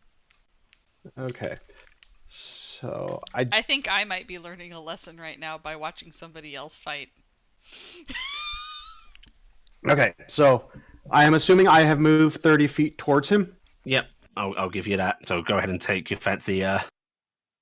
Thingy That allows jiggy. me to do a reaction check or a reaction to kick him. So are my hooves considered a proficient weapon? They would be because everyone is actually proficient with unarmed. However, not right now. Okay. So roll. You are D20. proficient commoner currently. Okay. So just a D20. Do 20 plus your strength modifier. Okay. Plus. You just don't get your proficiency bonus. Okay, No. that misses. The Goliath itself swings down with a little hand axe.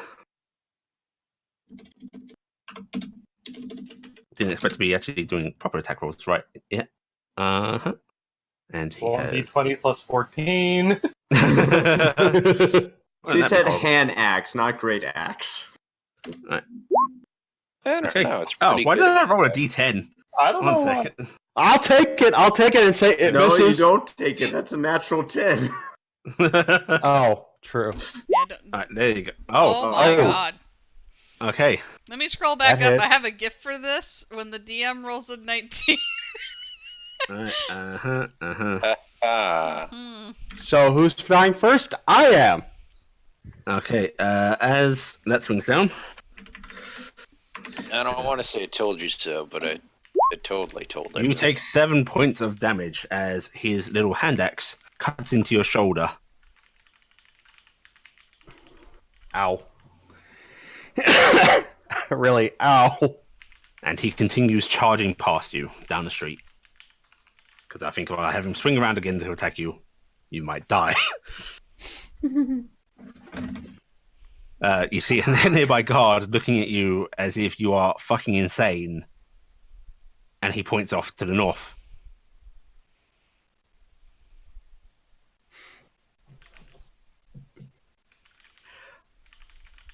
Fuck, what to do, what to do. I'm going to keep pushing people ahead of me and grabbing anyone I can, but I am retreating. Okay. I am not enraged, so I am not doing stupid. Owie, owie, owie, owie. All the way out of town, right? Yep. Right, Carrick, Yes. you come out of your house. There are Goliaths everywhere. You can see them bashing down houses across the street. You can see them very close. I'm going to try to sneak past them all. Okay, roll me stuffs.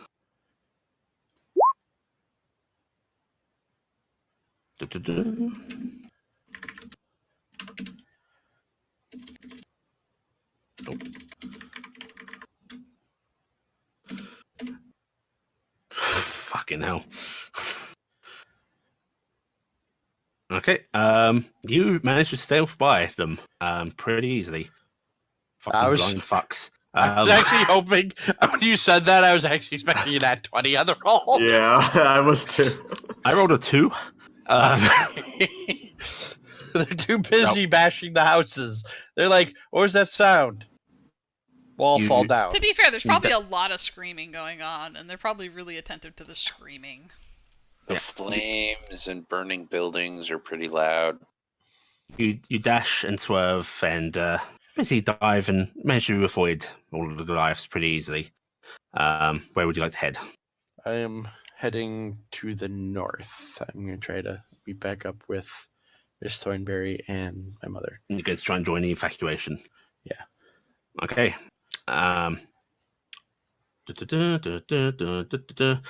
As you move along, can you give me another stealth check, please? Yes, maybe. As you I start think to I'm- hit the northern border.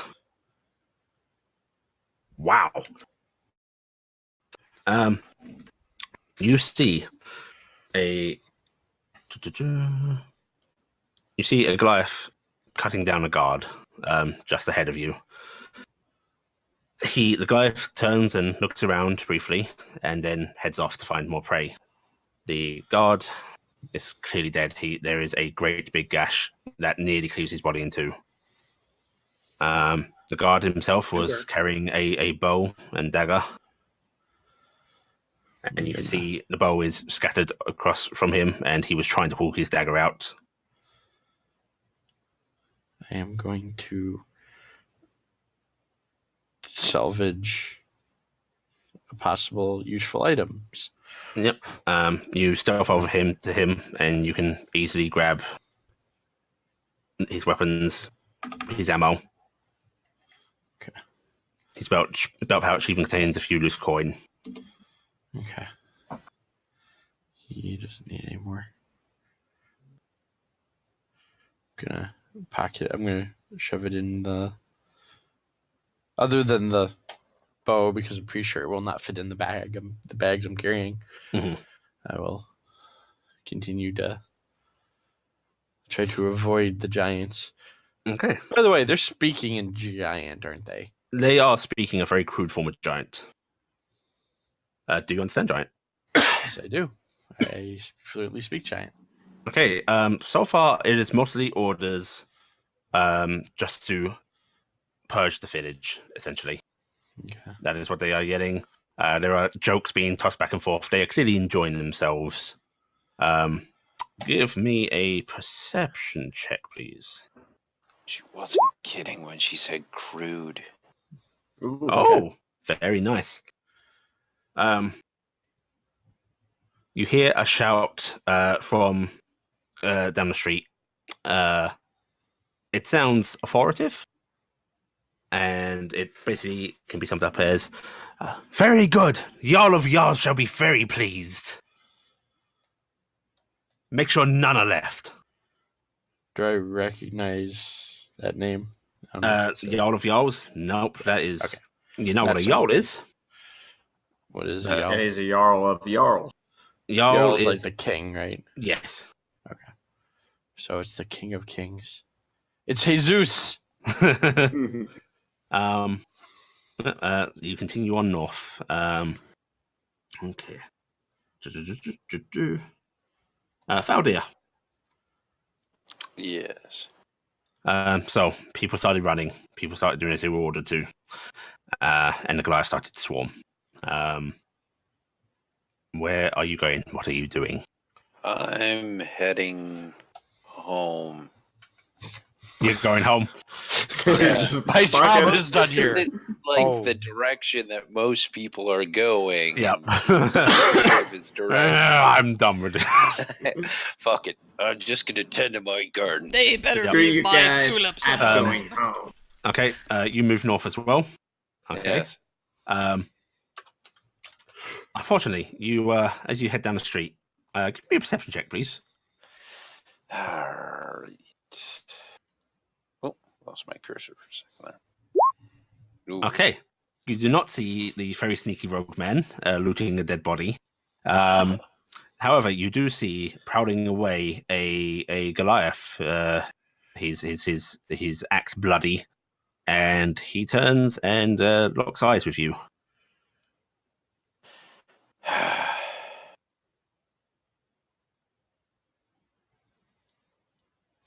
And that axe is just raised in your direction as he notices you are armed. And he thumps his chest and lets out a bellow. Do you understand giant? I don't. Okay. Carrick, you do hear a yell that is basically, I challenge you. And off towards the more east from you, you see a Goliath starting to charge the very familiar figure of Faldir.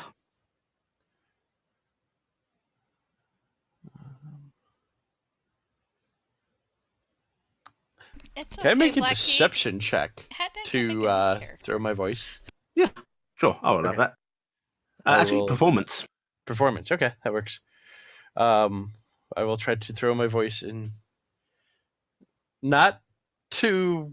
I'm going to try to warn him, but I just don't want to give away where I am. Mhm. So, form. Oh, yeah. Go ahead. Say what you want to say. I know his name. Would I know his name? You know who he is. Yes. Okay. Thardor, he's challenging you that you may want. You know to his name, but you get still away. got it wrong. Yes. Aldia. Thaldir. There's some. He doesn't things speak that can Dwarven.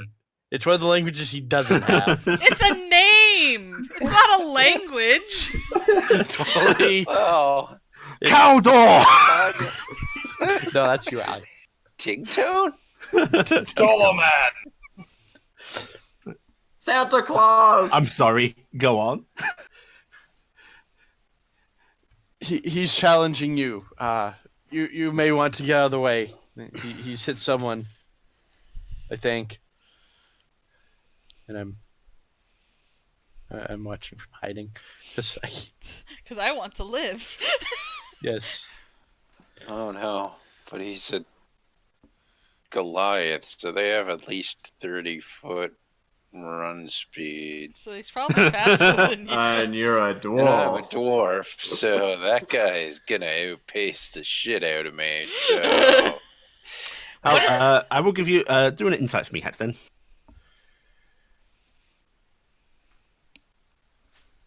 Alright, there it is. Well, it's better than the perception. Yeah, I'll give you that. It's pretty obvious.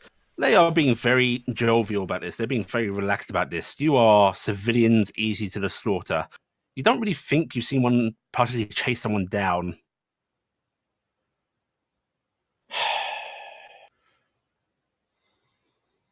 Gritting my teeth, and I'm just going to keep heading away. Okay. You hear a raucous laugh and another. You're pretty sure it's an insult in Giant.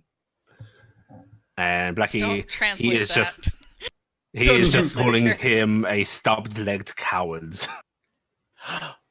I'm not telling him that. How dare you accurately depict me? Okay. Man, this is tricky. Trying to keep on top of who you've gone through, man. You've actually been doing a pretty amazing job. I'm just gonna Yeah, say, I'm gonna you're take a doing moment well. to say you're doing an amazing job with this. This is pretty amazing, separating everybody out like this. This is hell That's on why every I'm level. trying to bring you back together now. We're trying to get together, but there's yeah. a lot going on.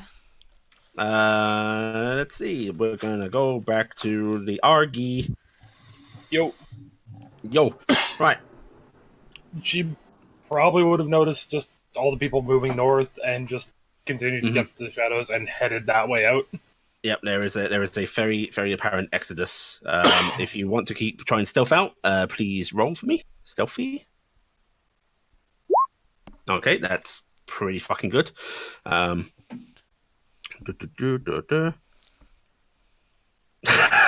fucking okay. No, I'm not gonna do that. Okay, this is my luck that one actually saw me. No, I was just I'm now trying to get people their equipment. You got your quarter stuff. I was going to say, if you're making it, I was basically figuring out the goodbye bag that you picked up. That's Steve's Force pack. Yeah, we'll go with that. That's fine. Because the parents are However, basically equipped to while leave I was town. pondering, yeah, why not? You pass by the tavern as you are sort of fleeing town, and there's been a clear explosion. It might have been rupturing air or something more volatile, but the windows are blown out and stuff has been strewn across the street, including, and this is dumb. I'm very sorry about this. A dartboard with a bunch of darts stuck in it. He's going to pick it up, Sentimental look at value. it, shrug, I got grab my the high darts, score and on throw this. the board off to the side, shove Uh, them in a pocket, and go. Ali's like, this is going to be a serious game. How do we get Kronos' darts? No, I could see that. I could honestly see that. House explodes, dartboard lands, and all of a sudden you just hear this.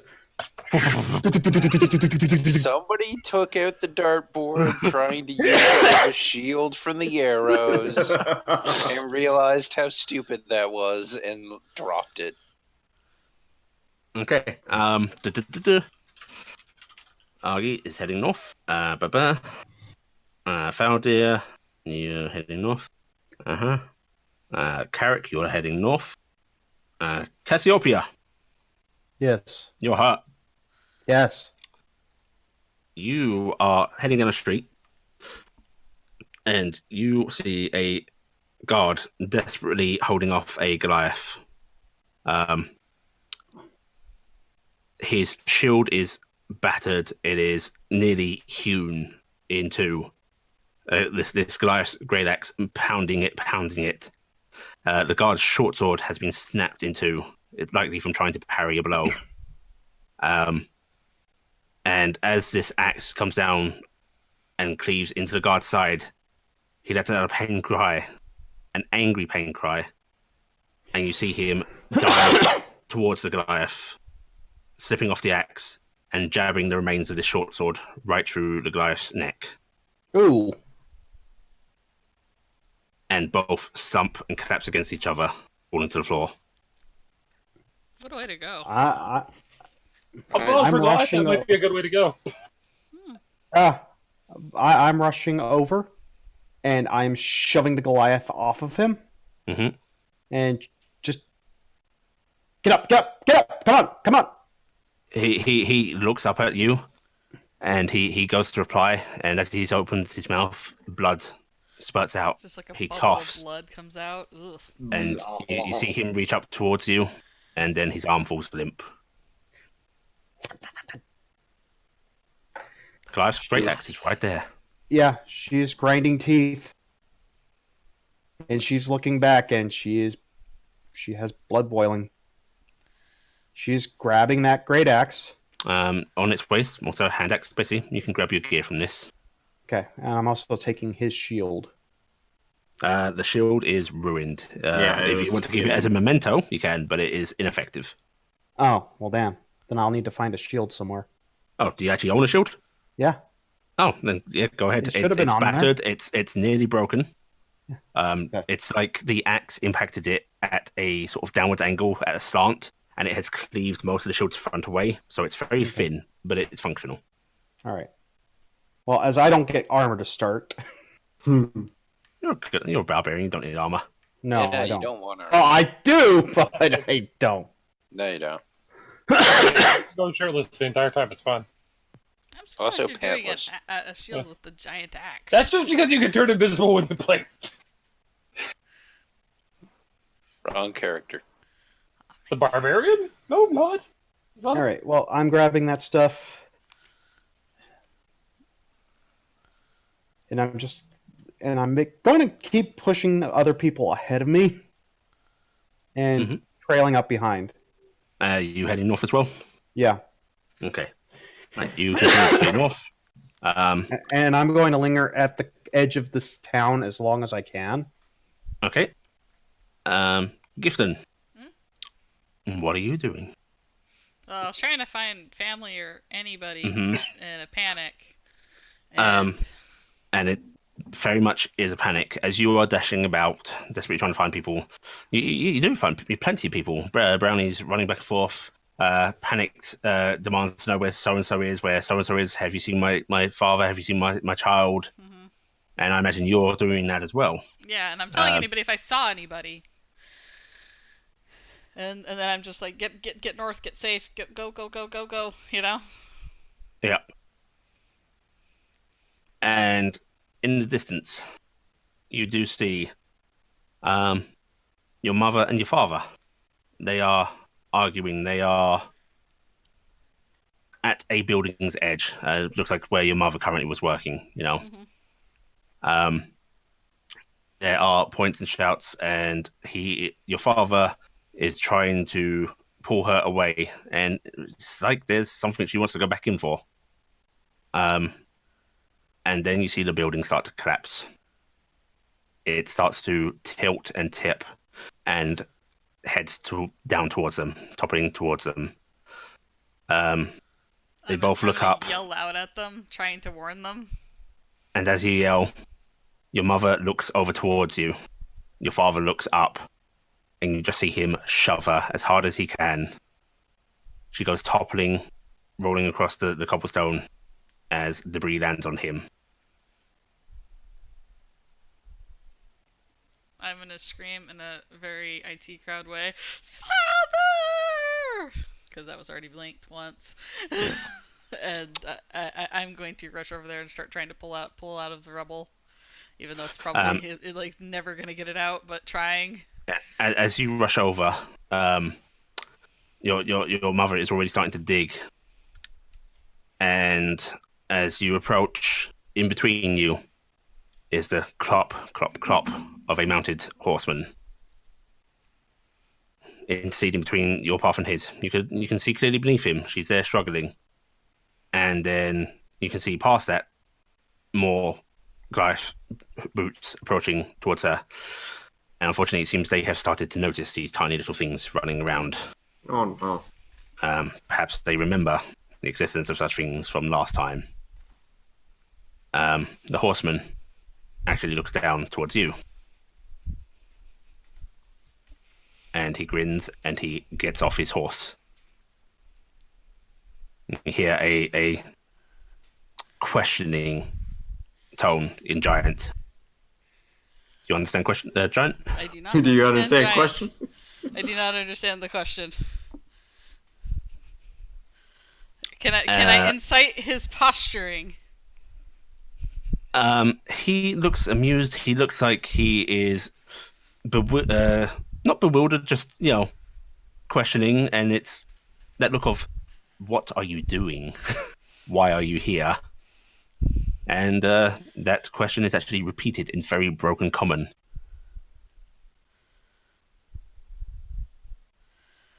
Little thing with sword. Not fleeing with the rest.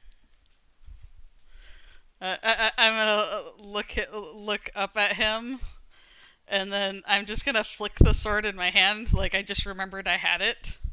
Mm-hmm. And I'm like, no fucking more!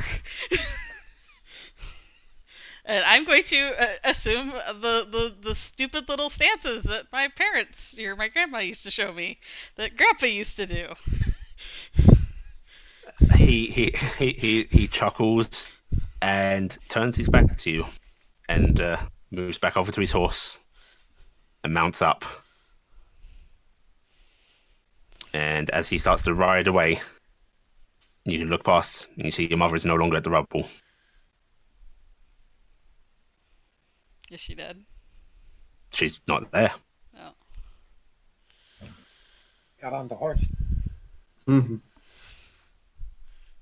It's still a bit of a distance down the street. Do you want to head over? Yeah, I'm gonna rush over. Okay. As you get over there, you can see strewn little bits of timber and such that she's clearly tried to pull away. Mm-hmm. But your father is buried deep beneath this burning mass. Mm-hmm.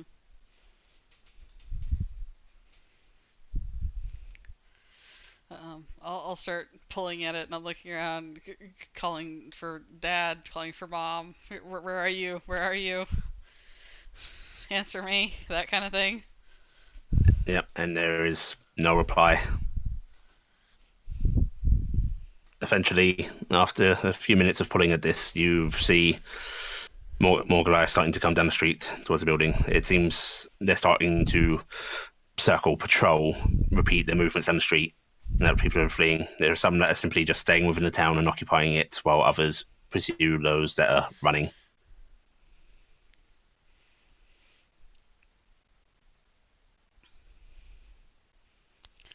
I'm going to stand up, realizing that if he's under there, he's dead.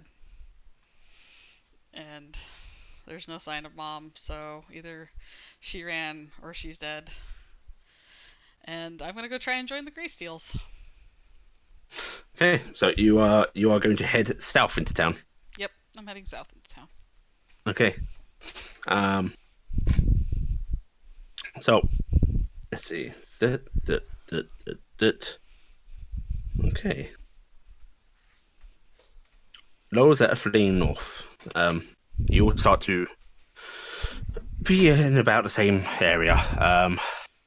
You can sight each other at distance. Those that aren't stealthed, so probably two of you see each other. In fact, with the stealthers, please give me another stealth roll. So what am I doing? Yeah, that's about right. Yeah, that's what You Corvus is doing. Oh yeah, that's right. Corvus, what are you doing? So I was Are headed you to fle- I was headed to the square because that's where I saw most of the Mhm. people. You do see most people are fleeing north. Okay. So do I arrive at the square at the time of Cassiopeia charging, or is It's a little after Cassiopeia is already gone, but okay? you do see this tiny little figure moving down the square, the center of the road, seemingly to where the guard line was trying to hold, Okay. and it is small, very small. It was very small. He's going to look around very quickly and then approach the small creature. And he's not, his bone saw is off to his side, but he's just kind of in a wary stance. Gifton, the town doctor, the one that fixes the feet, Mm-hmm. he's coming towards you. I don't have time, feet fixer.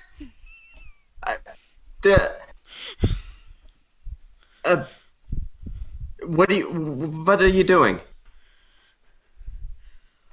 Well, I'm going to go fight, I guess, because that's pretty much what's left. I don't know what else to do. What are you doing? Why aren't you running? Go north. That I'm trying to. Please, South is this way, north is that way. Have you ever seen a tree in your life?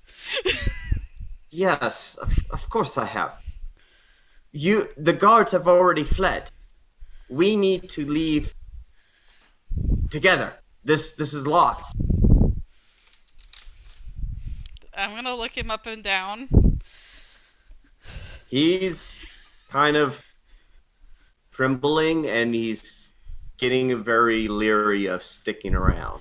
Alright, my features are actually going to soften a bit because she was actually a little put out because family just died as far as she knows. Mm-hmm. Her features are going to soften a bit. You can probably... Let's get you north. Come on. Back up. Go. Watch out. They're patrolling the alleyways. I am very aware of that. Yeah. Move quick. Stay to the shadows. Right. Are you both going to stealth? Yep. Yes. I will stealth with him. Do you need a stealth roll? Wow. Yes, I you do. I do need a stealth roll from you. With advantage, please. I have advantage, so yeah. Very good. Okay. Can I keep an eye on her though? Yeah, I'm not Um, losing you. You are both trying to keep within distance of each other, so yes, Yeah. you're fine. Yeah. You both make your Are way you north. hurt? Are you okay? I'm fine. Okay. Why? How much do I know about this guy? You know a decent bit. You don't really interact with townsfolk, but you do see their comings and goings. You know what he No, I does. mean, we kind of keep track of vaguely households. Yeah. You know he has a father. You know he's been struggling a bit to take care of him. You know his father Yeah. isn't currently with him. Yeah, I'm just gonna kind of glance at him and go, are you alone? Yes. Me too. And as you head north through the streets, keeping hidden, occasionally you catch sight of Goliaths pulling people out of the houses.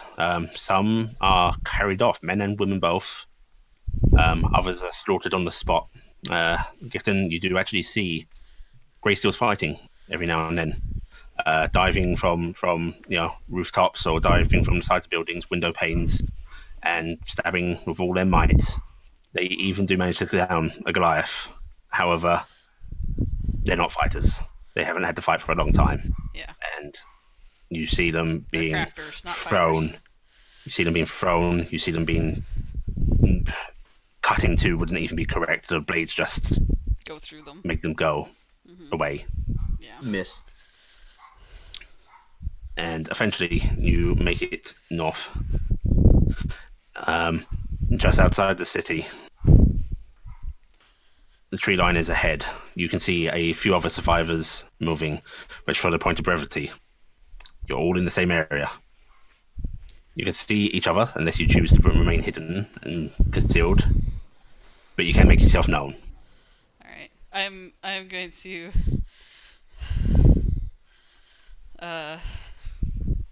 Okay, foot fixer. This is as far as I can take you. He's going to. How big is a brownie? I mean, is it like 4 or 5 inches Exact- tall? They're pretty small. Yeah. Usually Goodness. square, made of chocolate. He's Have you going tried- to. He's going to kind of lower himself down. It's like, you're not going back there. I kind of like grab onto my sword a little tightly, and I go. At the least, I can try and buy people time to get farther away. I don't think that is necessary. They were just going through the village. They're not chasing They us. have to. They have the leisure. We can disappear in the forest. Speaking of chasing in the forest, you do hear scattered about hoofbeats and screams in the distance, various directions. And I'm just gonna kind of be like looking in different directions and going, they're hunting you in the woods right now. They will find you if they are not distracted. However, every single one of you, please give me a perception check. Okay. You suck.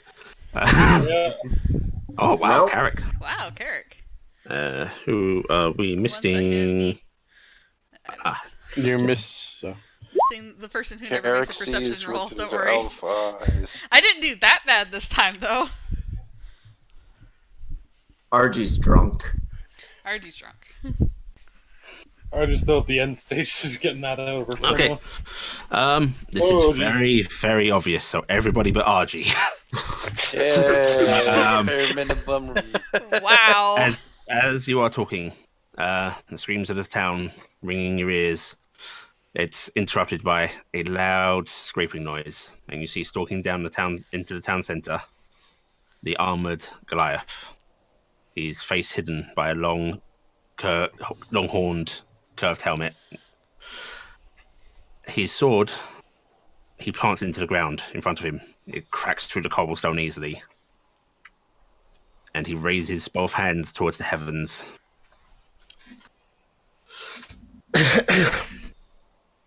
He doesn't clear his throat like that. That's A. I like to think he goes, By Jove! By Jove! I do say. Citizens of this fair city! And you hear him shout, Kasor Farikat! Oin Saifilia! And those that speak giant, you understand this to mean, my masters, this ground is yours. Can Claim I it. pick up on what he's saying at that point? Because I can speak giant. Yep. You hear that. That will turn your attention towards him. Uh-oh. And as he speaks, the sky splits asunder. A rent in the air. Unnatural. Painful to look at, even. As darkness falls upon the town. A unnatural sphere. Crackling with purple energy. Foul He is a magic. Chaos Lord.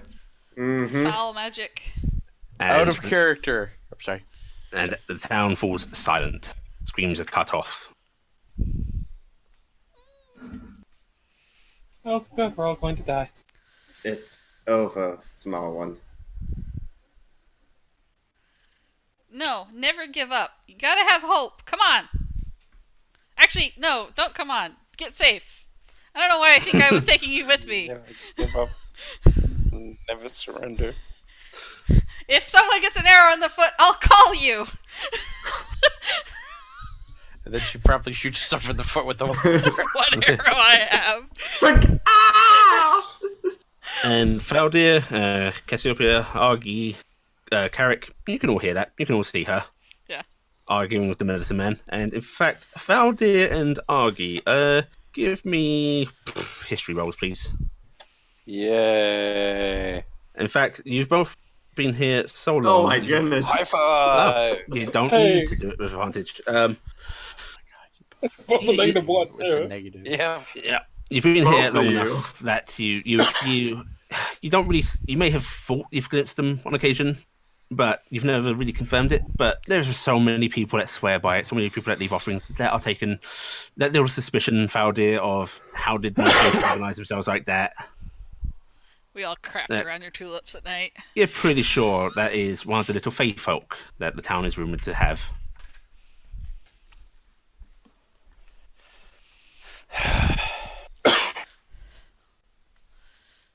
Come on. Let's go. All of you.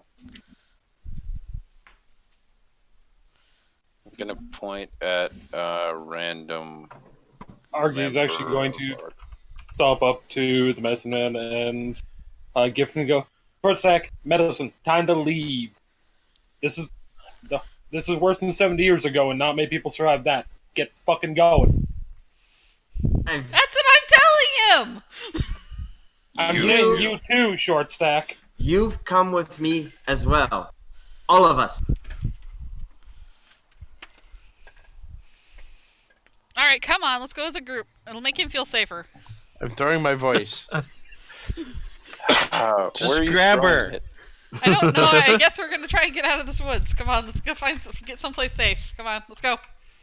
I'm assuming everybody So- else is already scattered, so we're probably like the lone Yeah, idiots. you don't see anybody that. Well, actually, you see plenty of people that are dead. Yeah.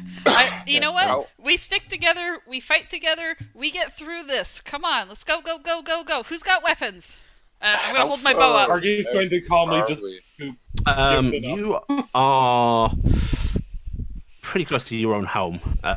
It's actually a little to the west rather than north. But you're very close there. That is so Alright. rude, is basically what I'm gonna tell Argy. Well, I tell you what, Mighty Mouse, it's either you go at your normal speed or you will go out with me. Your breath smells. I have to make fine, a get in. stop. Just grab her. I'll meet you all at the edge. And he's gonna start. He's gonna actually wait until they start moving. He doesn't say what edge. I'm gonna book it towards my place. Yeah. Arky's just gonna look like, come on, dwarf, and just book it after him. Come on. The dwarf is running that way. It seems as good a direction as any. It's Yeah. good as to go a direction, so let's go a direction. Yep. So I will I'm run. gonna- I will ride apparently because I'm being carried now. I lost my vote of confidence here. I'm going kind of around because I'm pretty sure that's require me to go through or close enough to said Goliath, so I am dodging around to get that way. Okay. You all make it to Valdir's without much event. Valdir's place seems to have been not burnt. It's just it's clearly been attacked. The knocked plants are stuff trampled. The door is bashed in. They've I even make like a Shadier than weak usual. comment as we're rushing through. Oh man, we did a really good job on the tomato. Oh fuckers. My petunias. Those Oh things man, took those are forever. really hard to grow. in Argy's this just gonna one. look and go, your house looks shittier than usual. Going to just kick open the door and start pulling every piece of weaponry I've kept from any time in the past. Okay. Everybody, as Hat Den has been very nice and convenient here. Equip yourselves fully. What You're about saying my old dwarf. arrows?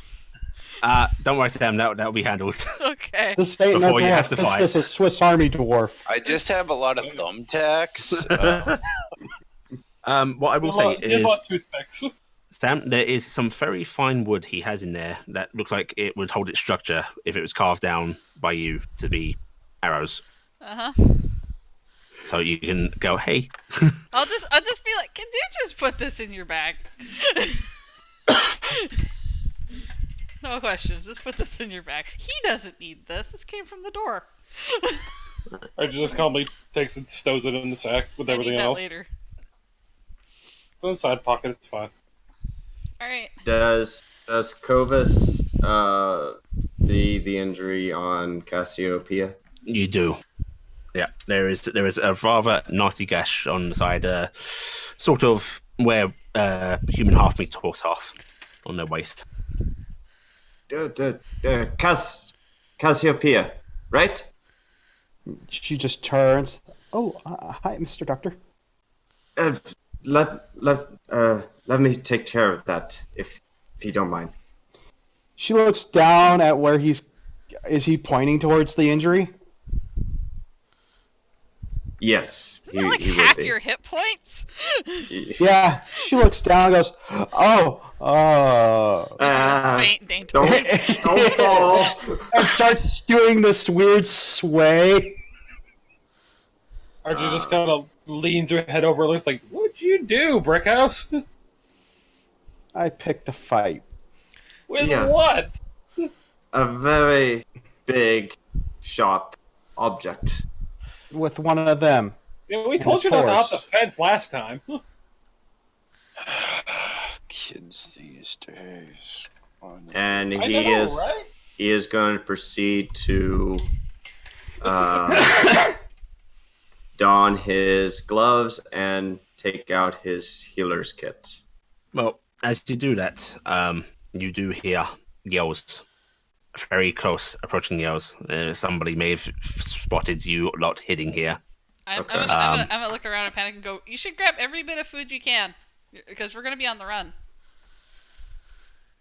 And that's how I'm getting my travel Everybody rations. grabs their rations. And, you feel like there isn't time to stop to do this. Okay. There's no time to stop and do healing. Oh, there is. Oh, okay. Because that would probably take a short rest. At this point, you all need to choose a direction to flee. Does everybody have the map I gave out? I do. No. Because I forgot to upload it to Roll20. Oh, one the other The world map. map. Yes.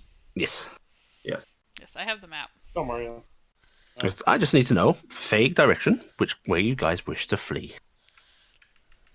That Should way. follow the road north. You want to follow the road? Okay, we should follow the road. I think Yeah, we should go northwest is northwest and probably stay the off the best. road, because they're going to expect us to be on the road. Mm-hmm. And heading towards the next town that's Actually, there might not be a bad idea. we want to stay in the trees, don't we? So we probably need to go northeast. We could follow that for a while and then cut back onto the road later. You all know it is the road does go through past plains and such, very easy to be spotted. We should Whereas stay. the We should stay out trees of are very open dense.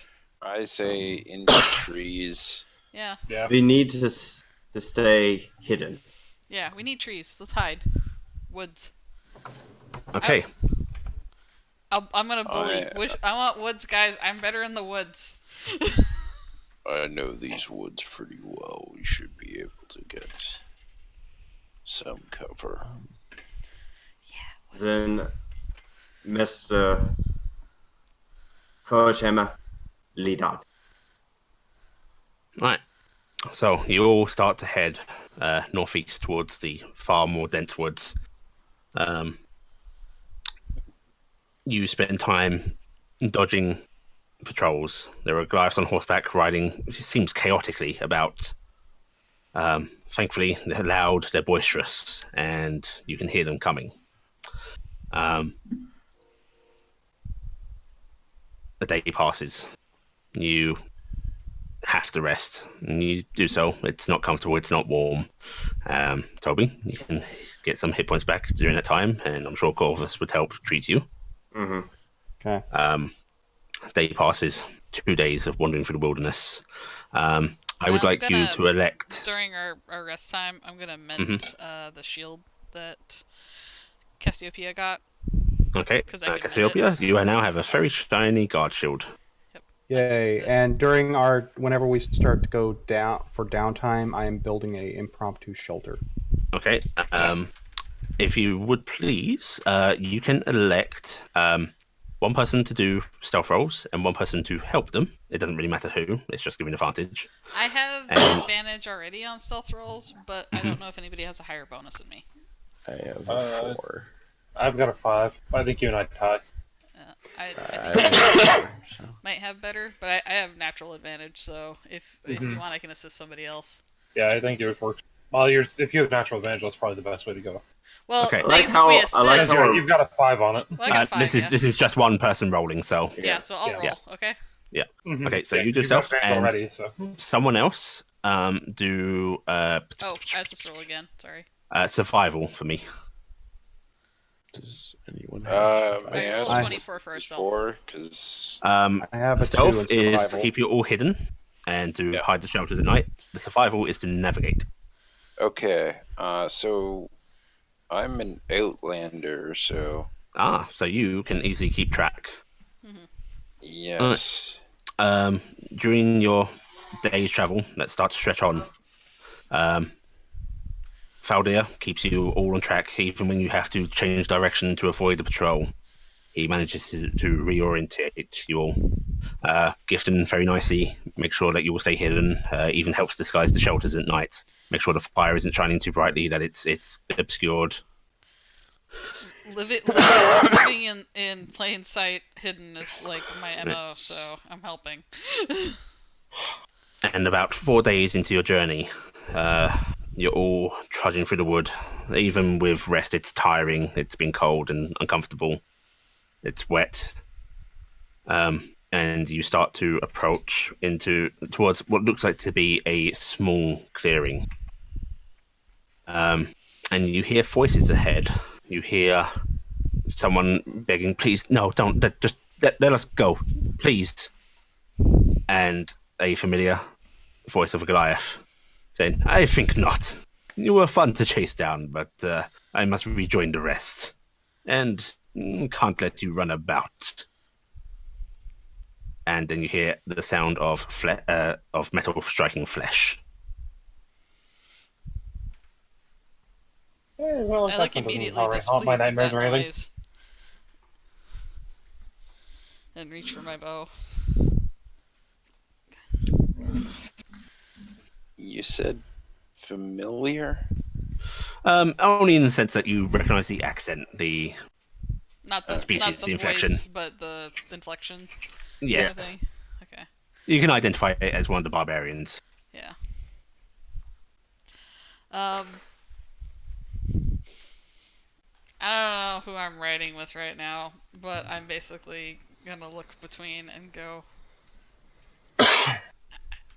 I just draw my weapon and kind of make that motion of head jab that way. It's a open clearing. You are in the tree line right now, but Okay. you can see that sort of breaking of light past it that indicates a clearing. Yeah. All right. All right. Oh, I I want to go so that want way. to charge out there. Worked so well last time. All right. Oh, I'm gonna draw my bow. And Gifton, as you draw your bow, you've been too busy trying to cope. But as you hold it in your hands, you look down at it, and it's always had a inscription on it, but not one your family has been able to read. It predates even the Sylvan your family knows. Yeah. What does it say? However, Can I read it? You can see it. It's clear as day to you. It just says, never cruel, never cowardly. I'm going to say it out loud. And as you say that, you Never feel cruel, never cowardly. an acceptance, a confirmation of those words, and you feel a tingling, a sense of being that you have never felt before. As you activate your class, please. Yay! I'm a paladin, bitches. And Ah. and as I hope all of you are sort of readying your weapons and preparing for this, please activate your classes as you steel yourself. Yeehaw. Yeehaw. Would you like to sneak to the edge of the forest, or are you going to Clovis. charge Oh, are you blades? talking to Griffin? I would like to. all of you? I would like to. Okay. I'd like to. Well, it Yeah. I depends. will Do I attempt to hear any sneak. more voices? Like, do we hear anybody else over there? Like, in You hear a Goliath mumbling to themselves and very distinctly to themselves. Okay, well, let's stealth over there if you guys don't mind. Yeah. At least in the tree line. If I've got all my equipment, I've got chainmail on. Mm-hmm. I mean, at least if So- some of us do, then it makes them think there's less of us than there Would you? are. Yeah. I'll be stealthy You can- for you. I am also going to use the group rule of averages if you so Yeah. choose to. You can all either choose to stealth yourself, or you can do it for the group. And if more people succeed than fail, you'll succeed. I can offer Cool. to stealth for the group. Clovis Alright. is going to draw or pull out his bone saw out of his satchel and remembers his childhood of going through the alleys with his mother and dash to the trees. Okay, so everyone roll a stealth check, please. Oh, okay. Maybe. Already, stuff. the group has succeeded. There are more successes than there could be failures. No, well, White Fouled is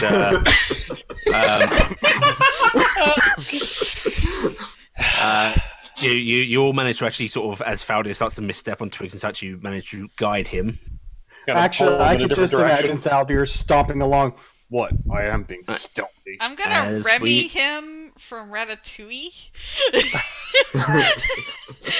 Except you're riding in the beard instead of on his Yeah, head. yeah, you're just in the like beard. yank, Question. yank, yank. How the fuck do I move you all to a new map? All right, so Allie at the top, where At you the upper do the right, drop there's a down for the little maps, page looking thing. grab the Ooh. red player bookmark, drag that over to the other map. Alright, Yeah. see If you this want to map? do individual people, Yes. you grab them from the bottom and then pull them up to the map. Ah, okay. And then if you want to recombine them, you drag them their icon at the top to the bookmark again.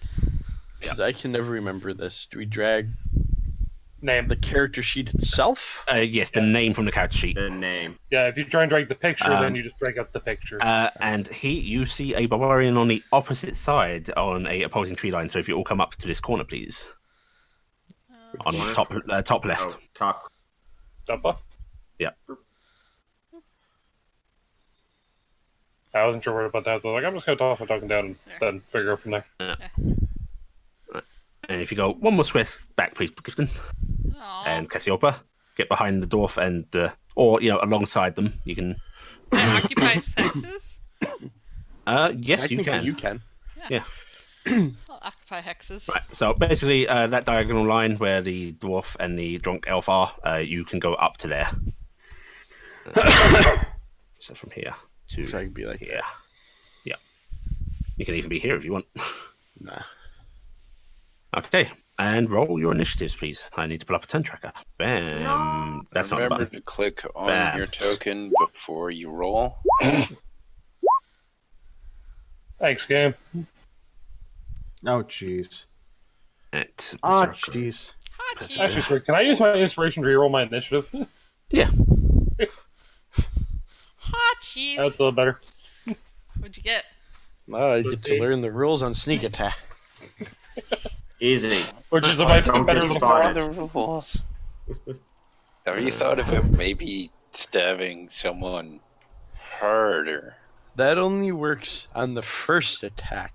After the Yes. first attack, you need to know all the Okay. special rules. I may just be quoting that one video. Right. Combat begins. You all have a surprise round in which to act. Gifton, you are up. All You right. see a Goliath standing over what looks to be two dead, well-equipped people. They're not from the town. One looks to be wearing robes as such. You'd guess from stories, probably a mage of some sort. And the other just seems to be wearing a now sundered piece of chain armor. They are both seemingly dead. Okay. You said there's two barbarians? And nope, there's two dead adventurers essentially. Oh, two dead. And above them, holding a bloody little hand axe, is a Goliath. And I have not put it on the map, but near him is a horse that is just hooked up to a tree. All right. Well, I'm gonna move my full movement that I can make without taking an additional action. Be impressed. Oh, I know, Also, so- Sam, so you far. were able to, over your days of travel, you would have been able to craft some arrows from that little piece of. Okay, cool. I am drawing my bow, and since it's the first attack on the guy, and I don't know any better, I am going to try to hit him with. That's a I big gotta horse. I have to That fix is this. fucking huge, That's, Well, I think hearts count as large, don't they? yeah, that's Yeah. standard size. man. Yeah, that's, Alright, I'm it's attacking. just where they kind of follow the large being just 2 by 2. That Attack. is a hit. That hits. So that hits. Alright, I'm going for the sleep attack. Okay. He needs to roll his constitution. Oh.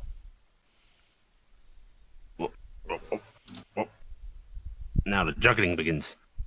Con save. Oh, he fails it. No, he doesn't. No, he doesn't. Wait, wait. Does he hang have on. advantage? What's the same for result? Oh, okay. Okay, yeah, he takes the poison damage.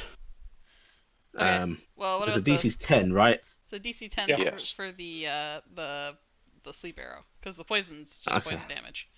If it's saving throw result is 5 or lower, Also target falls unconscious. Okay, so he takes the poison damage. Yeah, so he's just poisoned on top. Yeah, so. he's just poisoned.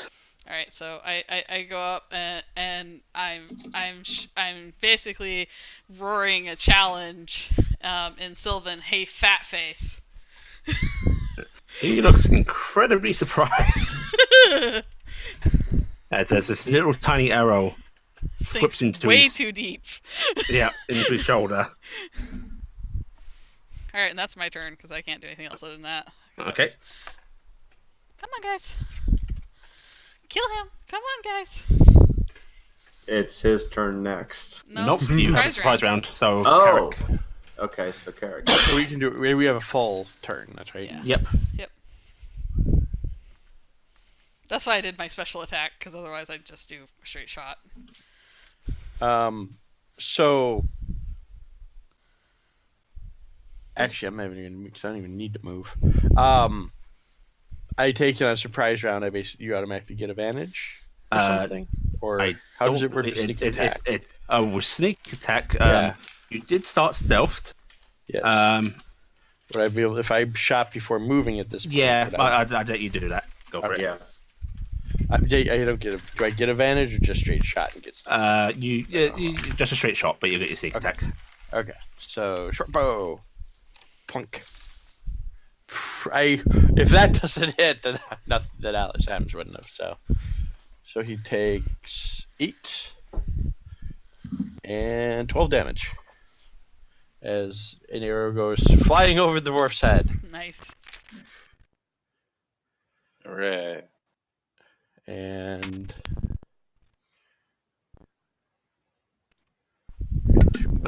Sorry about that. Okay, so 12 damage. Very nice.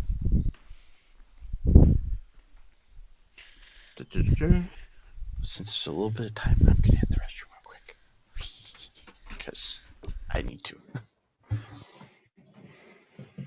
Right, Corvus, you are up. Corvus.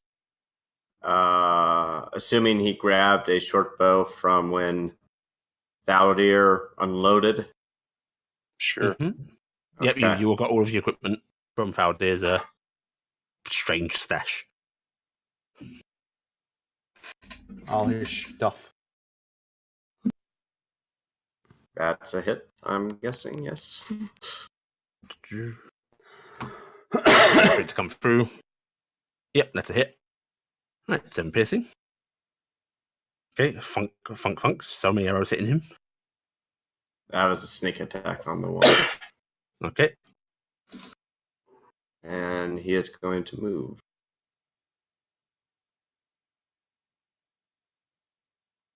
Okay. All right. Oh, I can do this. There you Augie. Okay. Argy's gonna move up to here, and she's going to fling one of the darts that she's got. Okie dokie. Oh, That's that is a gonna be a miss. The dart whistles through the air and funks into a tree beside him. As a tree splits. Barbarian. Is that all? Yep, that's it. Faldir. All right. I'm purposely not taking the rest of my move. Question: does anyone else see their name next to their token on the turn order? You'll always Yeah, see your you own. should. You only see Okay. yours. Okay, I was just curious. It's basically in every token. There's a thing where you can set it so that other players can see the name of the token Go to Thaldir. or not, which Ali doesn't have it set so we can see the names of the rest. Yeah, which is fine That because otherwise it is- clutters up the map with our names Mhm. everywhere. Exactly. We gotta know what we look like by now. Mm-hmm. We've been together for 4 days. I have pulled out dual hand axes. Which, by the way, in has everybody process been of eating their moving them. rations? Okay. Yes. Good. 4 days. Yeah, 4 days. Well, you could price out Uh, because, in theory, I think Cat Dance Character can actually just forage. Yeah, if Haddam did forage for you guys, you wouldn't have to consume those rations. Oh, okay. Mm. Okay. So it's better to hold on to people. How many of us are there? 6. Oh, yeah, that's perfect then. Yeah, Outlanders can cover that. Right, so you got your hand axes out. And Is that that's all I can do because that's 2 movements. Okay. Cassiopeia. 5, 10, 15, 20, 25, 30, 35, 40. There's one. Okay, the dwarf needs to ride the centaur. Now, question. Because Mhm. I moved at least 30 in one movement and not the immediate following movement, can I still get my bonus attack? Let me. Bonus attack? What bonus attack? Yeah, for a charge. It's racial. Charge. If you move at least 30 feet straight towards the target and then hit it with a melee attack on the same turn. Yes, you can. Yeah, if you use Oh, your. wait. Never mind. The way I'm reading in that, it's if you move at least 30 and then Attack. use a melee attack. Yes, which you need to Yeah. use your action to do. Yeah. You basically get it. You basically can use your bonus as an extra attack. But I can still do that anyways. But no. Yeah. Okay. I'm going to Would you move have liked to move that far, knowing that? Yes. Okay. But what I'm going to do is, since I cannot use my bonus attack this round, I am going to go. I'm going to rage. Okay. So I am now in rage state. I thought you I would like you to get a bonus rage. attack already. I have a. I have. Charge from Centaur. It's a ratio. Oh, okay. Yeah. Mhm. It's movement bound. Basically, she can kick. Yeah. She kicks like a mule. Right. Is that it, Cassiopeia? Yes. Right. Gifton, back to you. Can I see okay to still shoot or no? Oh god, I just left the page by accident. DM. Yeah, you've got actually straight line basically. Or should Yeah, I if move you've got a it- clear line of sight. Should I move Yeah. up by Corvus, like right here? to get a better You shot? do have a clear line if you want to do it from there. Yeah, if you draw through someone else, they just get cover. Oh, and by the way, I'm using my hand axe and shield. Okay. Alright, well, if I move up here, though, I'll stay clear, I think, even when people move up, maybe. I don't know. Mhm. So, anyway, I'm going to take the shot first, and then I'll just move closer, probably. I am taking a regular shot this time because he's already poisoned, and I can't really do it to him again, so... Doop-a-doop-a-doop. Oh, Oh. crit. Wait. That's Wrong long. weapon. Oh, Oh yeah, I did longsword on accident. It's is the it same the bonus. same? It's the same Same roll. bonus, yeah. Okay. Do a arrow and just use just roll it twice. You still get your crit. It's a hit. Yeah, It's the okay. same bonus. Sorry. Alright, so just roll it twice. No, the attack The roll. damage. There you go. The damage. That's what I'm doing. There I you go. had to click it So twice to get the damage. Is I the think. poison? No, you don't. Or- You oh, can always just click the damage Oh, twice. okay. Yeah. So, Does the 19 poison damage? effect? Yes, she has a inherent poison damage thing. It's the nice. poisoned effect she had to do the check for. Oh, Yeah, nice. so 19? Nice. 49. Very nice.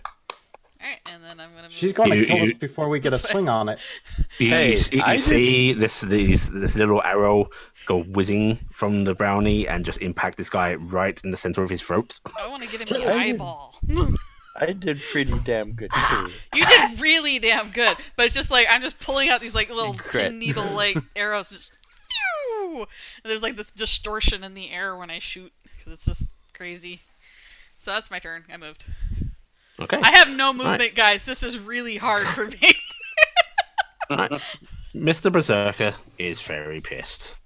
I'm Yeah. continuing to Rage. call him dumb things in Sylvan. Fat-lipped, like skull-brained moron, tooth licker. I don't even know.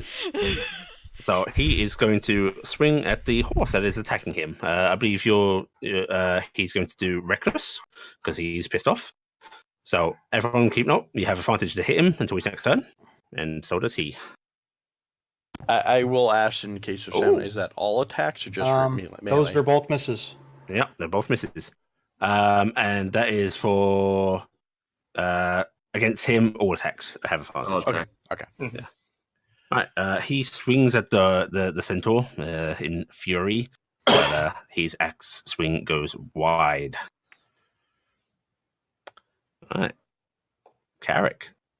Have we? I'm figuring we probably introduced ourselves in a little bit when we've been traveling, right? Well, you all knew each other anyway. Well, Except Gifton. I was just saying that's why I'm saying this. Yeah. A little bit more Because- getting to know each other and figure I out. unfortunately what know way too feel much about is some helpful. people. The nice thing is he already had a disadvantage on his attack rolls and ability checks because he's poisoned. So this is awesome. You Oh, can yeah, so that would move actually here equal out to just normal. and Yeah. go. No. You insult him like this, and I repeat what she says, but in giant. You repeat the Sylvan in Giant? Oh Yeah. shit! I can't. Okay. That's right. You were insulting Sylvan, weren't you? Hmm. Damn. No. They don't understand that. You have to speak like this, and I start saying just random shit because I don't want to think of different words right now. This, And then this, I- this furious, angry barbarian oops. looks like, why is he saying I'm not even tomato gonna cat? roll the second time because Wow. it doesn't matter. Yep. Nice. There and I'm sorry. For me, it actually Roll that came up sneak attack blank twice. plus Yeah. blank on your damage. 15. So it didn't show any damage Very whatsoever. nice. So I was like, why didn't it roll the numbers? Ooh, hoo, hoo, hoo. Nice. Okay, he staggers And he does not look good. He looks bewildered, confused as to where you've all just come from, and he's not doing well. Why is he basically- getting his ass kicked? I'm basically Why looking why from are my these bow. arrows murdering him? I'm basically looking from my bow up to Carrick with his bow, and I go, "You're cheating. Your bow's bigger." And my little pseudo boss is going to use his single legendary action to try and do a desperate swing at Cassiopeia again. Nice. I'm gonna look down at the Fae and go, but yours seems to hurt more. Right, does 15 hit? No. Oh, Oh. it goes wide, and I would actually think at that point, because it's above my natural AC, but it's into the shield AC, Ow. yeah, it clunks against the shield. and she's just smiling at him. Right, Corvus. Corvus will look fixed at the that. other two, and then, well, might as well. Yep, the second shot hits. Go for it. It was almost sad. Yeah. All right. Oh, god damn it. Oh, you Oh, get there we sneak go. attack? No, Nice. that's it. Okay. Actually, where are you getting sneak attack from? He's a rogue. He's No, a no, no. I rogue. mean, what's triggering it right now? Technically, it would be Cassiopeia being within 5 meters. Okay, cool. Okay. Yeah. 5 Right. feet. So the Yeah, it's like that same trigger. yeah So, the attacks. the arrow goes sailing and strikes the barbarian directly in the center of his chest. He looks down at the arrow, confused as to how does this happen to him, such a mighty warrior, and then slumps and falls. I'm gonna lower my bow. Is everybody okay? Not that person. Pointing at the one that we watched get killed. Oh, Or hey, a heard get pony! killed. Argy's gonna That's- look over and go, for the Pony. record, that isn't how you insult him. And she's going to let off a extremely expletive-laced line in Giant. I'm gonna try and slow you Like, down solid I need 30 seconds I worth of need just... like syllables here, and then I like start getting really confused and doing that thing where I start talking hyper fast in Sylvan, and then coming back to common and going, "Do you say it like Ustai, or is it Ustar?" From We're your gonna start. learn. I need to learn some words from you at some point. She's gonna teach her how to speak Giant eventually, because she gets to teach someone else swear words. It's great. I know. I'll gonna, learn swear words. This is great. I'm gonna start digging for my arrows. I don't like the horse. I will point to Sam that she wants to do the same. Oh yeah, I should go look for my arrows. You get half of them back that you fired. I shot 2, so I get 1. Do you round Yeah, up or round one. down? Round down is D&D rule. Darts are different, I think. Yeah, darts. I think you. I don't know keep, if can't you? darts break because arrows is basically the idea that they're not the actual weapon. I think. Yeah. darts- Actually, you should be able to get darts back, shouldn't you? As they're just Yeah, thrown. that's- Yeah. yeah. Yeah. You can Yeah, always the get your only darts thing back. Yeah, I can Okay, she'll go and reclaim the one from the tree. I get one of my arrows out and like sitting there pulling on it forever. It's really in there. Argy will just comment. I can maybe cut it out for you if you'd like. Oh, you'll cut it. I got it. I got it. I got it. Ah, I got it. Oh, that's really sad about these people that died. I wish we could have been here a little faster. Gonna. I don't want to go by the horse. I just don't want to go by the They- horse. Yeah, I was like about to go to the horse and like, no, I The shouldn't go horse near is the just horse. watching you all in that horsey way. Yeah, see, I know horses Nay. around small animals, and I don't want this. I'm. What's it? I'm gonna start kind of poking at the other bodies, seeing Doesn't if they have any markings or does the horse anything have that any make tack? us where they come from.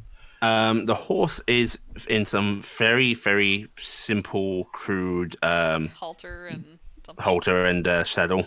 It has a couple of satchel bags on its side, but they don't appear to be containing much. Blackie, if you want to give me an investigation check. Sure. Corvus will also kneel down and look at the other body. Okay. You also give me an investigation check, please. Yeah, Well, that's very great. nice. Okay, so Blackie, Yes.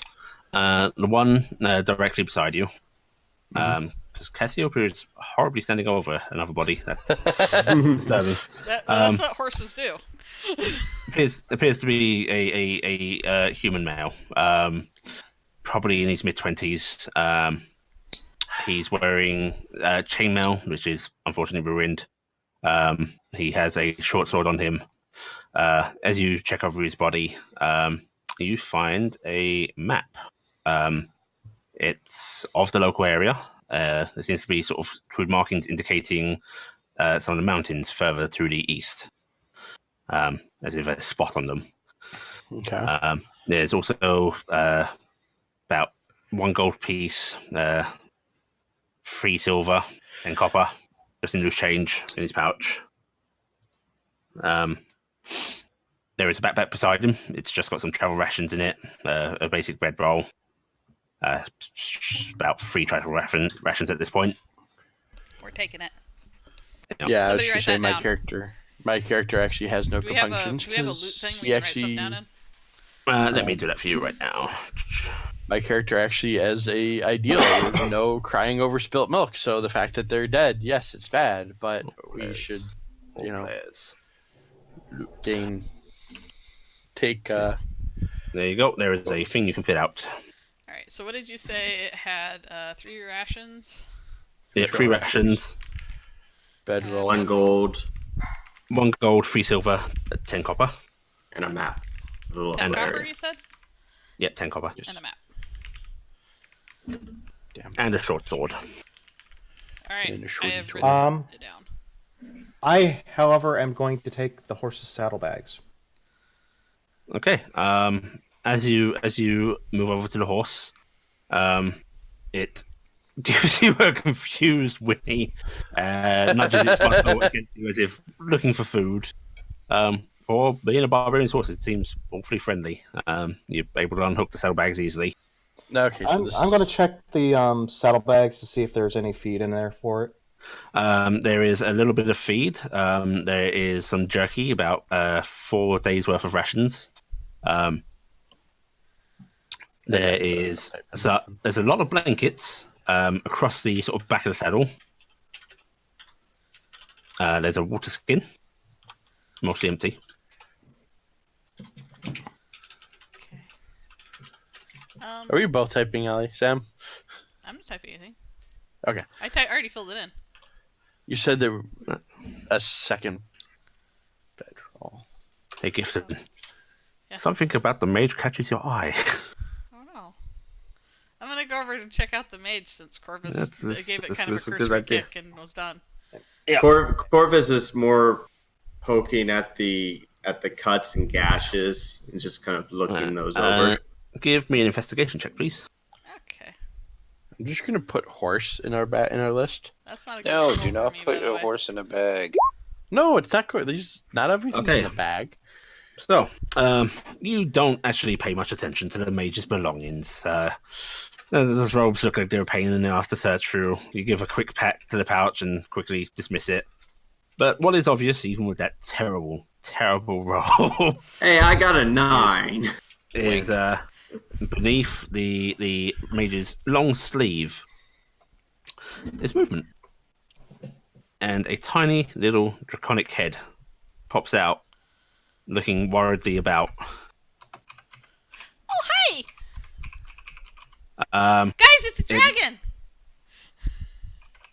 the dragon looks briefly alarmed, and then you get a series of flashes in your head, thoughts, shapes, feelings, colors, that all amount to Square!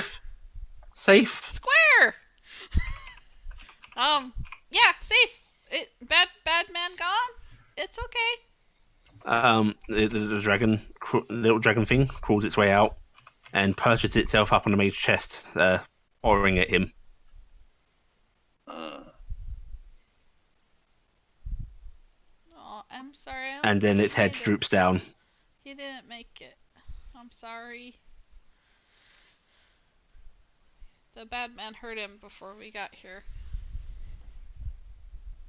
The little pseudo dragon glances around again, looking at the dead barbarian, and it lets out a squeaky little hiss as it hops off and chomps at the barbarian's thigh. Brave dragon! I clap.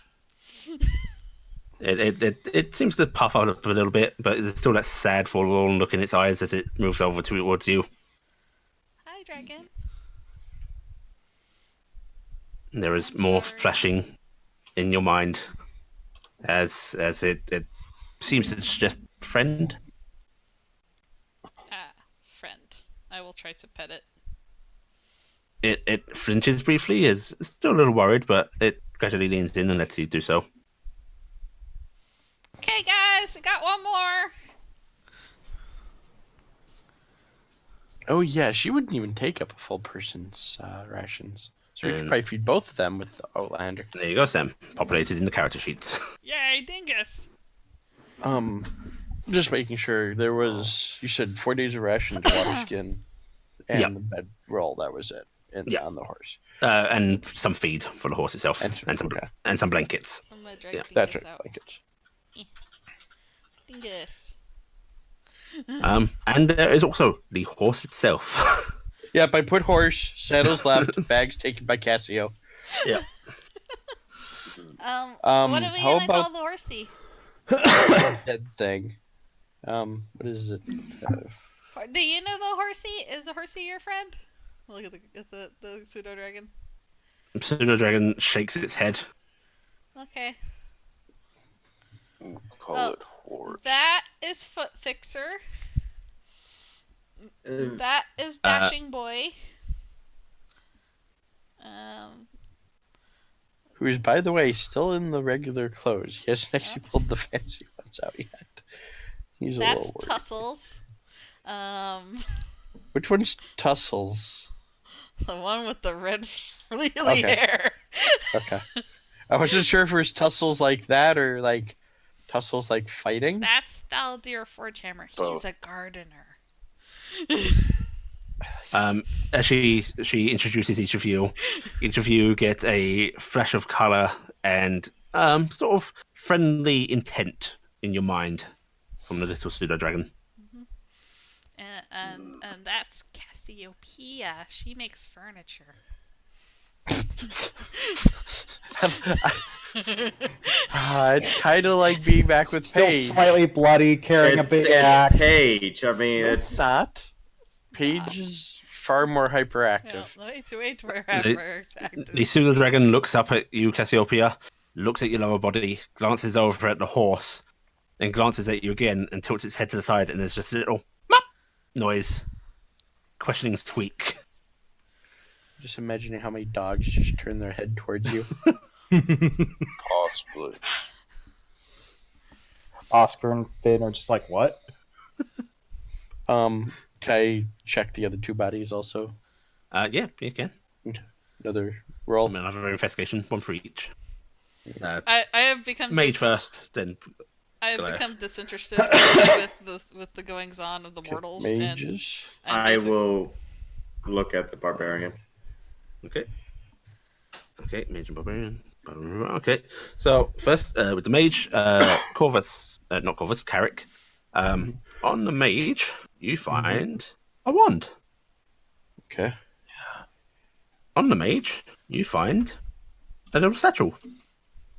Are you writing this down, Blackheart? Yeah. Good. One from mage. Satchel. Is You there anything find in the satchel? 3 gold, 25 silver, and 30 copper. Gold. Hold on. 27 That is- silver. Yep. And 30 And- copper. Thank you. And that's in a separate coin purse. You're opening up the satchel to take a look. Yes. There's nothing but void inside, but a lot of it. What is it? I don't know. Actually, wait. Give me I'm an gonna- Arcana check if you so I, wish. was- I do have. You know that this is a bag of holding. I think we found a bag of holding. Yeah, Um, usually I put things in my bags. No, That's no, gonna no, hurt the no, bag, no. doesn't it? Watch this. Watch this. Watch this. Okay, close up. See how small this bag is? shouldn't hold, that horse's saddle, right? What? Open it up, What? unhook the saddle, No, don't put do the that. saddle in the bag. They never like to put them back Oh. on. Yeah, that's gonna be problematic. I've had a animal +2. Good. You So taking the do saddle off the I. horse? Yes. Okay. The horse sort of nuzzles at you as you do so, and shakes its head about happily. Horse likes not and being ridden right now. I'm gonna put it in the bag and close the bag. Huh. Let's see. I take out my backpack and I point at it, and then I pick up a rock, which is like a tiny pebble, and I put it in and go, "Behold!" Burnaby! Ha! How much of a dick am I? And I'm very tempted to pick up gift and put her in the bag. Don't close it. No. It holds a lot more than it should, and I'm gonna It's take it bigger off on the inside. a lot bigger. I toss the rock out of my bag because I really can't carry that much shit, guys. I am going to do this. I'm going to put the saddle back on. I'm gonna make the horse roll. Okay. Because you're a stranger right now. Yep. It briefly liked you. Yeah, it did like you though, but now you're putting it on the thing it didn't like. Oop. Of course he said no. It stomps back as far as it can on the reach of its rope and Okay. whinnies and shakes its head. When it starts to move back, I'm gonna stop and be like, okay. Maybe we just let Yes, it walk this is- for a while. that No one was can a ride it problem. probably anyway right now. No. It does still have its bridle one. Okay. We can just I'm lead gonna it put. for now. I'm gonna start putting the stuff we got. Also on the barbarian, buggerel, some furs and such. Most of its stuff was in the satchels on the horse. Okay. What was the weapon it had? It had a what do you call it? Great A axe. great axe. Okay. I'm gonna look at that and ignore it. 'Cause You can take it, but technically none weapons are actually salvageable. So Yeah, I'm not Yeah. even.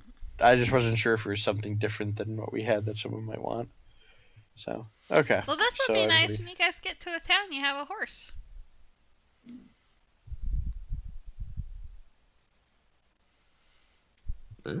Wonder Yes, how the many more days horse we're gonna could have be to hide in the quite woods, helpful. though.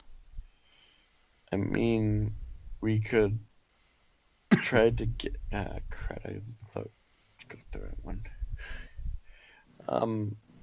My mom had told me that last time she knew about my father was in Needlewood, and there's other towns out towards there.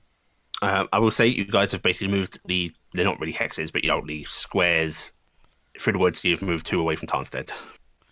Through the woods, I'm sending it, so. Which direction? I know, obviously. East. Northeast. Northeast. Yeah. So we're in the wooded. We're going through those wooded hexes there. I'm guessing. Yeah. I've never been out of Tarnstead before. Have you guys traveled much? I've been up to Ailbridge and Serdor.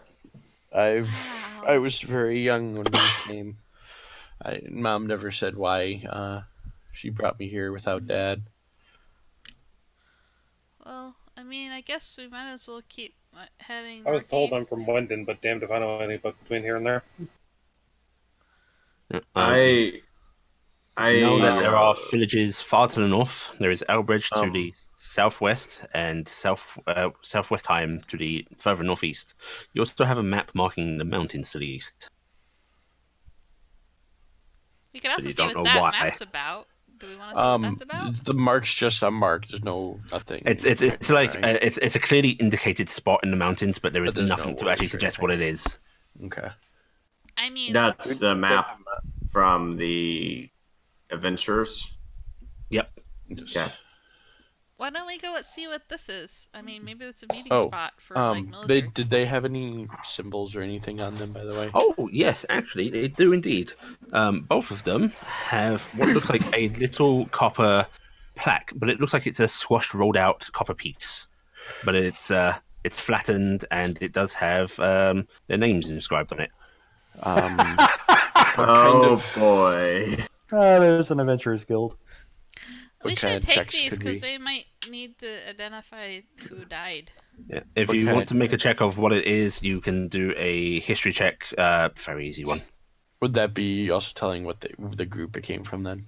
Not really. Okay. That's what I was wondering, is if we know that this came from a specific group or I'm something. gonna try. Insight, Sort of. maybe? History, she said. Oh, I don't know. Wow. I'm consistently Hey! a diner. Wow. Well, I mean, I never Ah. left town in my life, so Maybe. What the fuck? I'm Maybe. curious. I don't honestly think I'll get oh it. my Okay. god! The old Thank man God. knows. Foul dear, you. What the hell? Maybe my Entirely in father. Was it a 10? We were Was it It's recently 10. It's DC 10. we were Okay, I was recently really peasants. close. We were recently Valdir peasants. and Corvus, you know that within this kingdom, you cannot do mercenary work without being licensed and approved. Otherwise, you are treated as a bandit. Oops. It's some people nickname them adventurers and such. And there are jokes about there being an adventurers guild, but all it is you go into an office and you get appointed, and you pay a small tithe. Traditionally, they will then take a piece of coin from you, and it will be rolled out and punched to be your marker. Oops, we just banded. No, we self-defensed. There Ah. is also there does tend to be a reward for turning in adventurers' marks if you can also prove their death didn't come from you. We should bring this to a town. We should probably also get to a town to let people know what happened. I don't even really know towns are around here anymore. So maybe it's a treasure map. If you do want to check out the treasure map, if you do go up to Southwest Time, you can then actually travel pretty much directly east to the mark.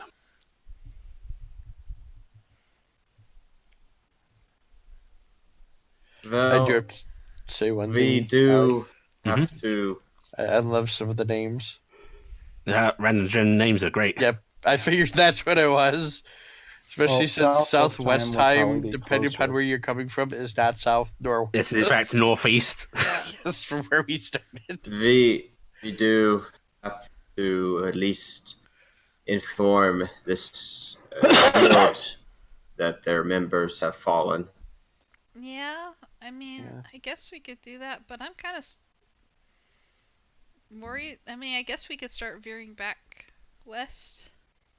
I mean, I can get you to the road then, right? Why would we go west? Well, that's where southwest time is. You have to go west. No, it's actually northeast. Oh, it's Yeah. northeast. Oh yeah, it is northeast. Yeah, we gotta go northeast. Sorry. Yeah. Wait, Yeah, I guess. I guess. Yeah, I guess if we It's a get. terrible name. Yes, it is. I got confused. I was looking over because I have a smaller version of the map up. Yeah. So I was looking to the west where there's that little one by the river, Oh, and I was bridge. like, it's over there. Mhm. Okay, but yeah, I mean, yeah, let's. I mean, it's the closest city anyway, and it'll be good. Maybe there'll be more survivors there. From what Miss Thornberry used to say, there's a lot of them. That's supposed to be the direction for Needlewood. Also, there's supposed to be other ones up in that area. So even if we can't get, even if that's not helpful, maybe one of the other ones might. Yeah. Also, Do Allie. I? Maddie. I like Dollywood. At least I'm pretty sure that's a Y. Do I Maybe. recall any of this guild activity in Wintercroft? You were too young. Okay. God damn it! You're supposed to have you living the opposite side of throwing burgers out the window. What? Right. Well, as you all decide to, sounds like head northeast. Is it okay Yeah. if I kind of like lay low with you guys when we get there? Sure. Okay. May as well. I'm not supposed to be out. It's like a bad thing. So, do you all take your brand new horse and head that way? Yeah. Yes. I Probably. will. Corvus will cut the, or he will untie the lead to the tree. Okay. The horse seems pretty happy to follow along. And do you take any identification for the barbarian with you? Was there identification? The head. Yeah, I was just about to say. Head, shove it in the bag. Yep, shove it in a bag. Got a bag of holding. Yeah. That's gross. Corvus would then turn and look at his bone saw. It's like, give me a moment. Oh no, there's no moment. There's just Caspia Cleave. was suddenly with battle axe overhead and coming straight down. Oh, Make me an yes. attack roll, please. It is possible to not snicker snack that Wait, in one swing. do you have a that is great a horrible axe or thing that just a happens for battle axe? executioners. I have a You great can- axe. You can have advantage because it is prone. I'm getting a fucking hit. I'm just imagining, like, carefully Okay, lining you up. are on mark. You sever through the neck. Oh, see, I would have made it be a strength save because it's just going through that. Because executioners usually can't sever the head in one hit. Yeah, executioners aren't typically fancy barbarians, so. True, they're not. Damage based. Yeah. Very, very skillful, Cassiopeia. You sure you want to heft the head around? Well, Gruesome. in that bag, I think it would be all right. If I recall, it just kind of keeps it in there. I'm gonna position it over in the corner, away from all the money and everything else. hmm Post the I'm gonna hop along, following with the pseudo dragon, and I'm basically gonna be trailing behind everybody now, like talking to the pseudo dragon, and I'm gonna be telling all these really weird air quote fairy stories that are literally from the fairy's perspective about like fairy knights and like dragons and all sorts of like weird stories about that shit she can remember from her grandma. The pseudo dragon listens rapidly to you. Occasionally, you get emotions and flashes and colors in return. It seems pretty happy to hear these stories. Mention of brave dragons and such makes it puff its chest a bit. Yeah. As you all move along, it actually lowers its head a bit, as if trying to beckon with its wing. Get on. Okay. Well, I'll climb on. Yeah. It's awkward because there's no saddle. You got to sort of grip tightly, but he moves slowly enough just to keep up with the group. Yep. I have string. You can tie yourself up. And as you all start to head northeast, that is where we will end for the night. Hey.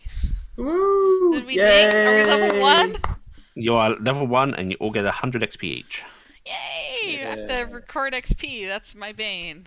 Mm-hmm. Is there actually a spot to do That was Yay, really good. Ali. Yes, sir. It's up in the Also, corner. Ali, kudos for running that many people that long separate. That had to be a marathon.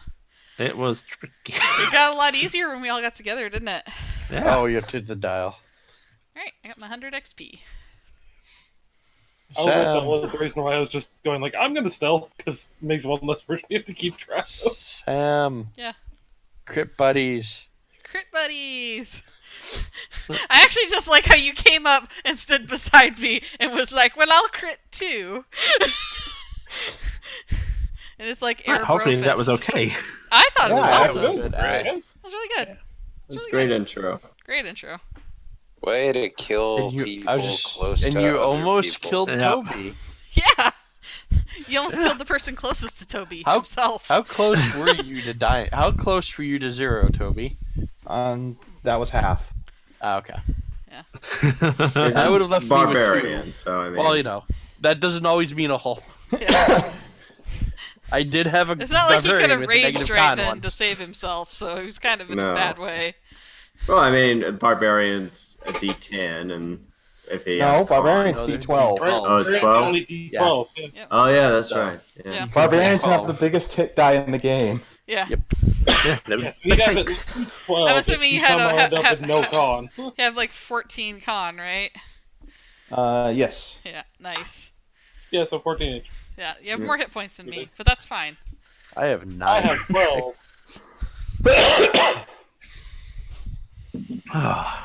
I should have more hit points than you. There's more of me to hit. And remember to stop your recording. I am doing that right now, so it doesn't go Yeah. all night.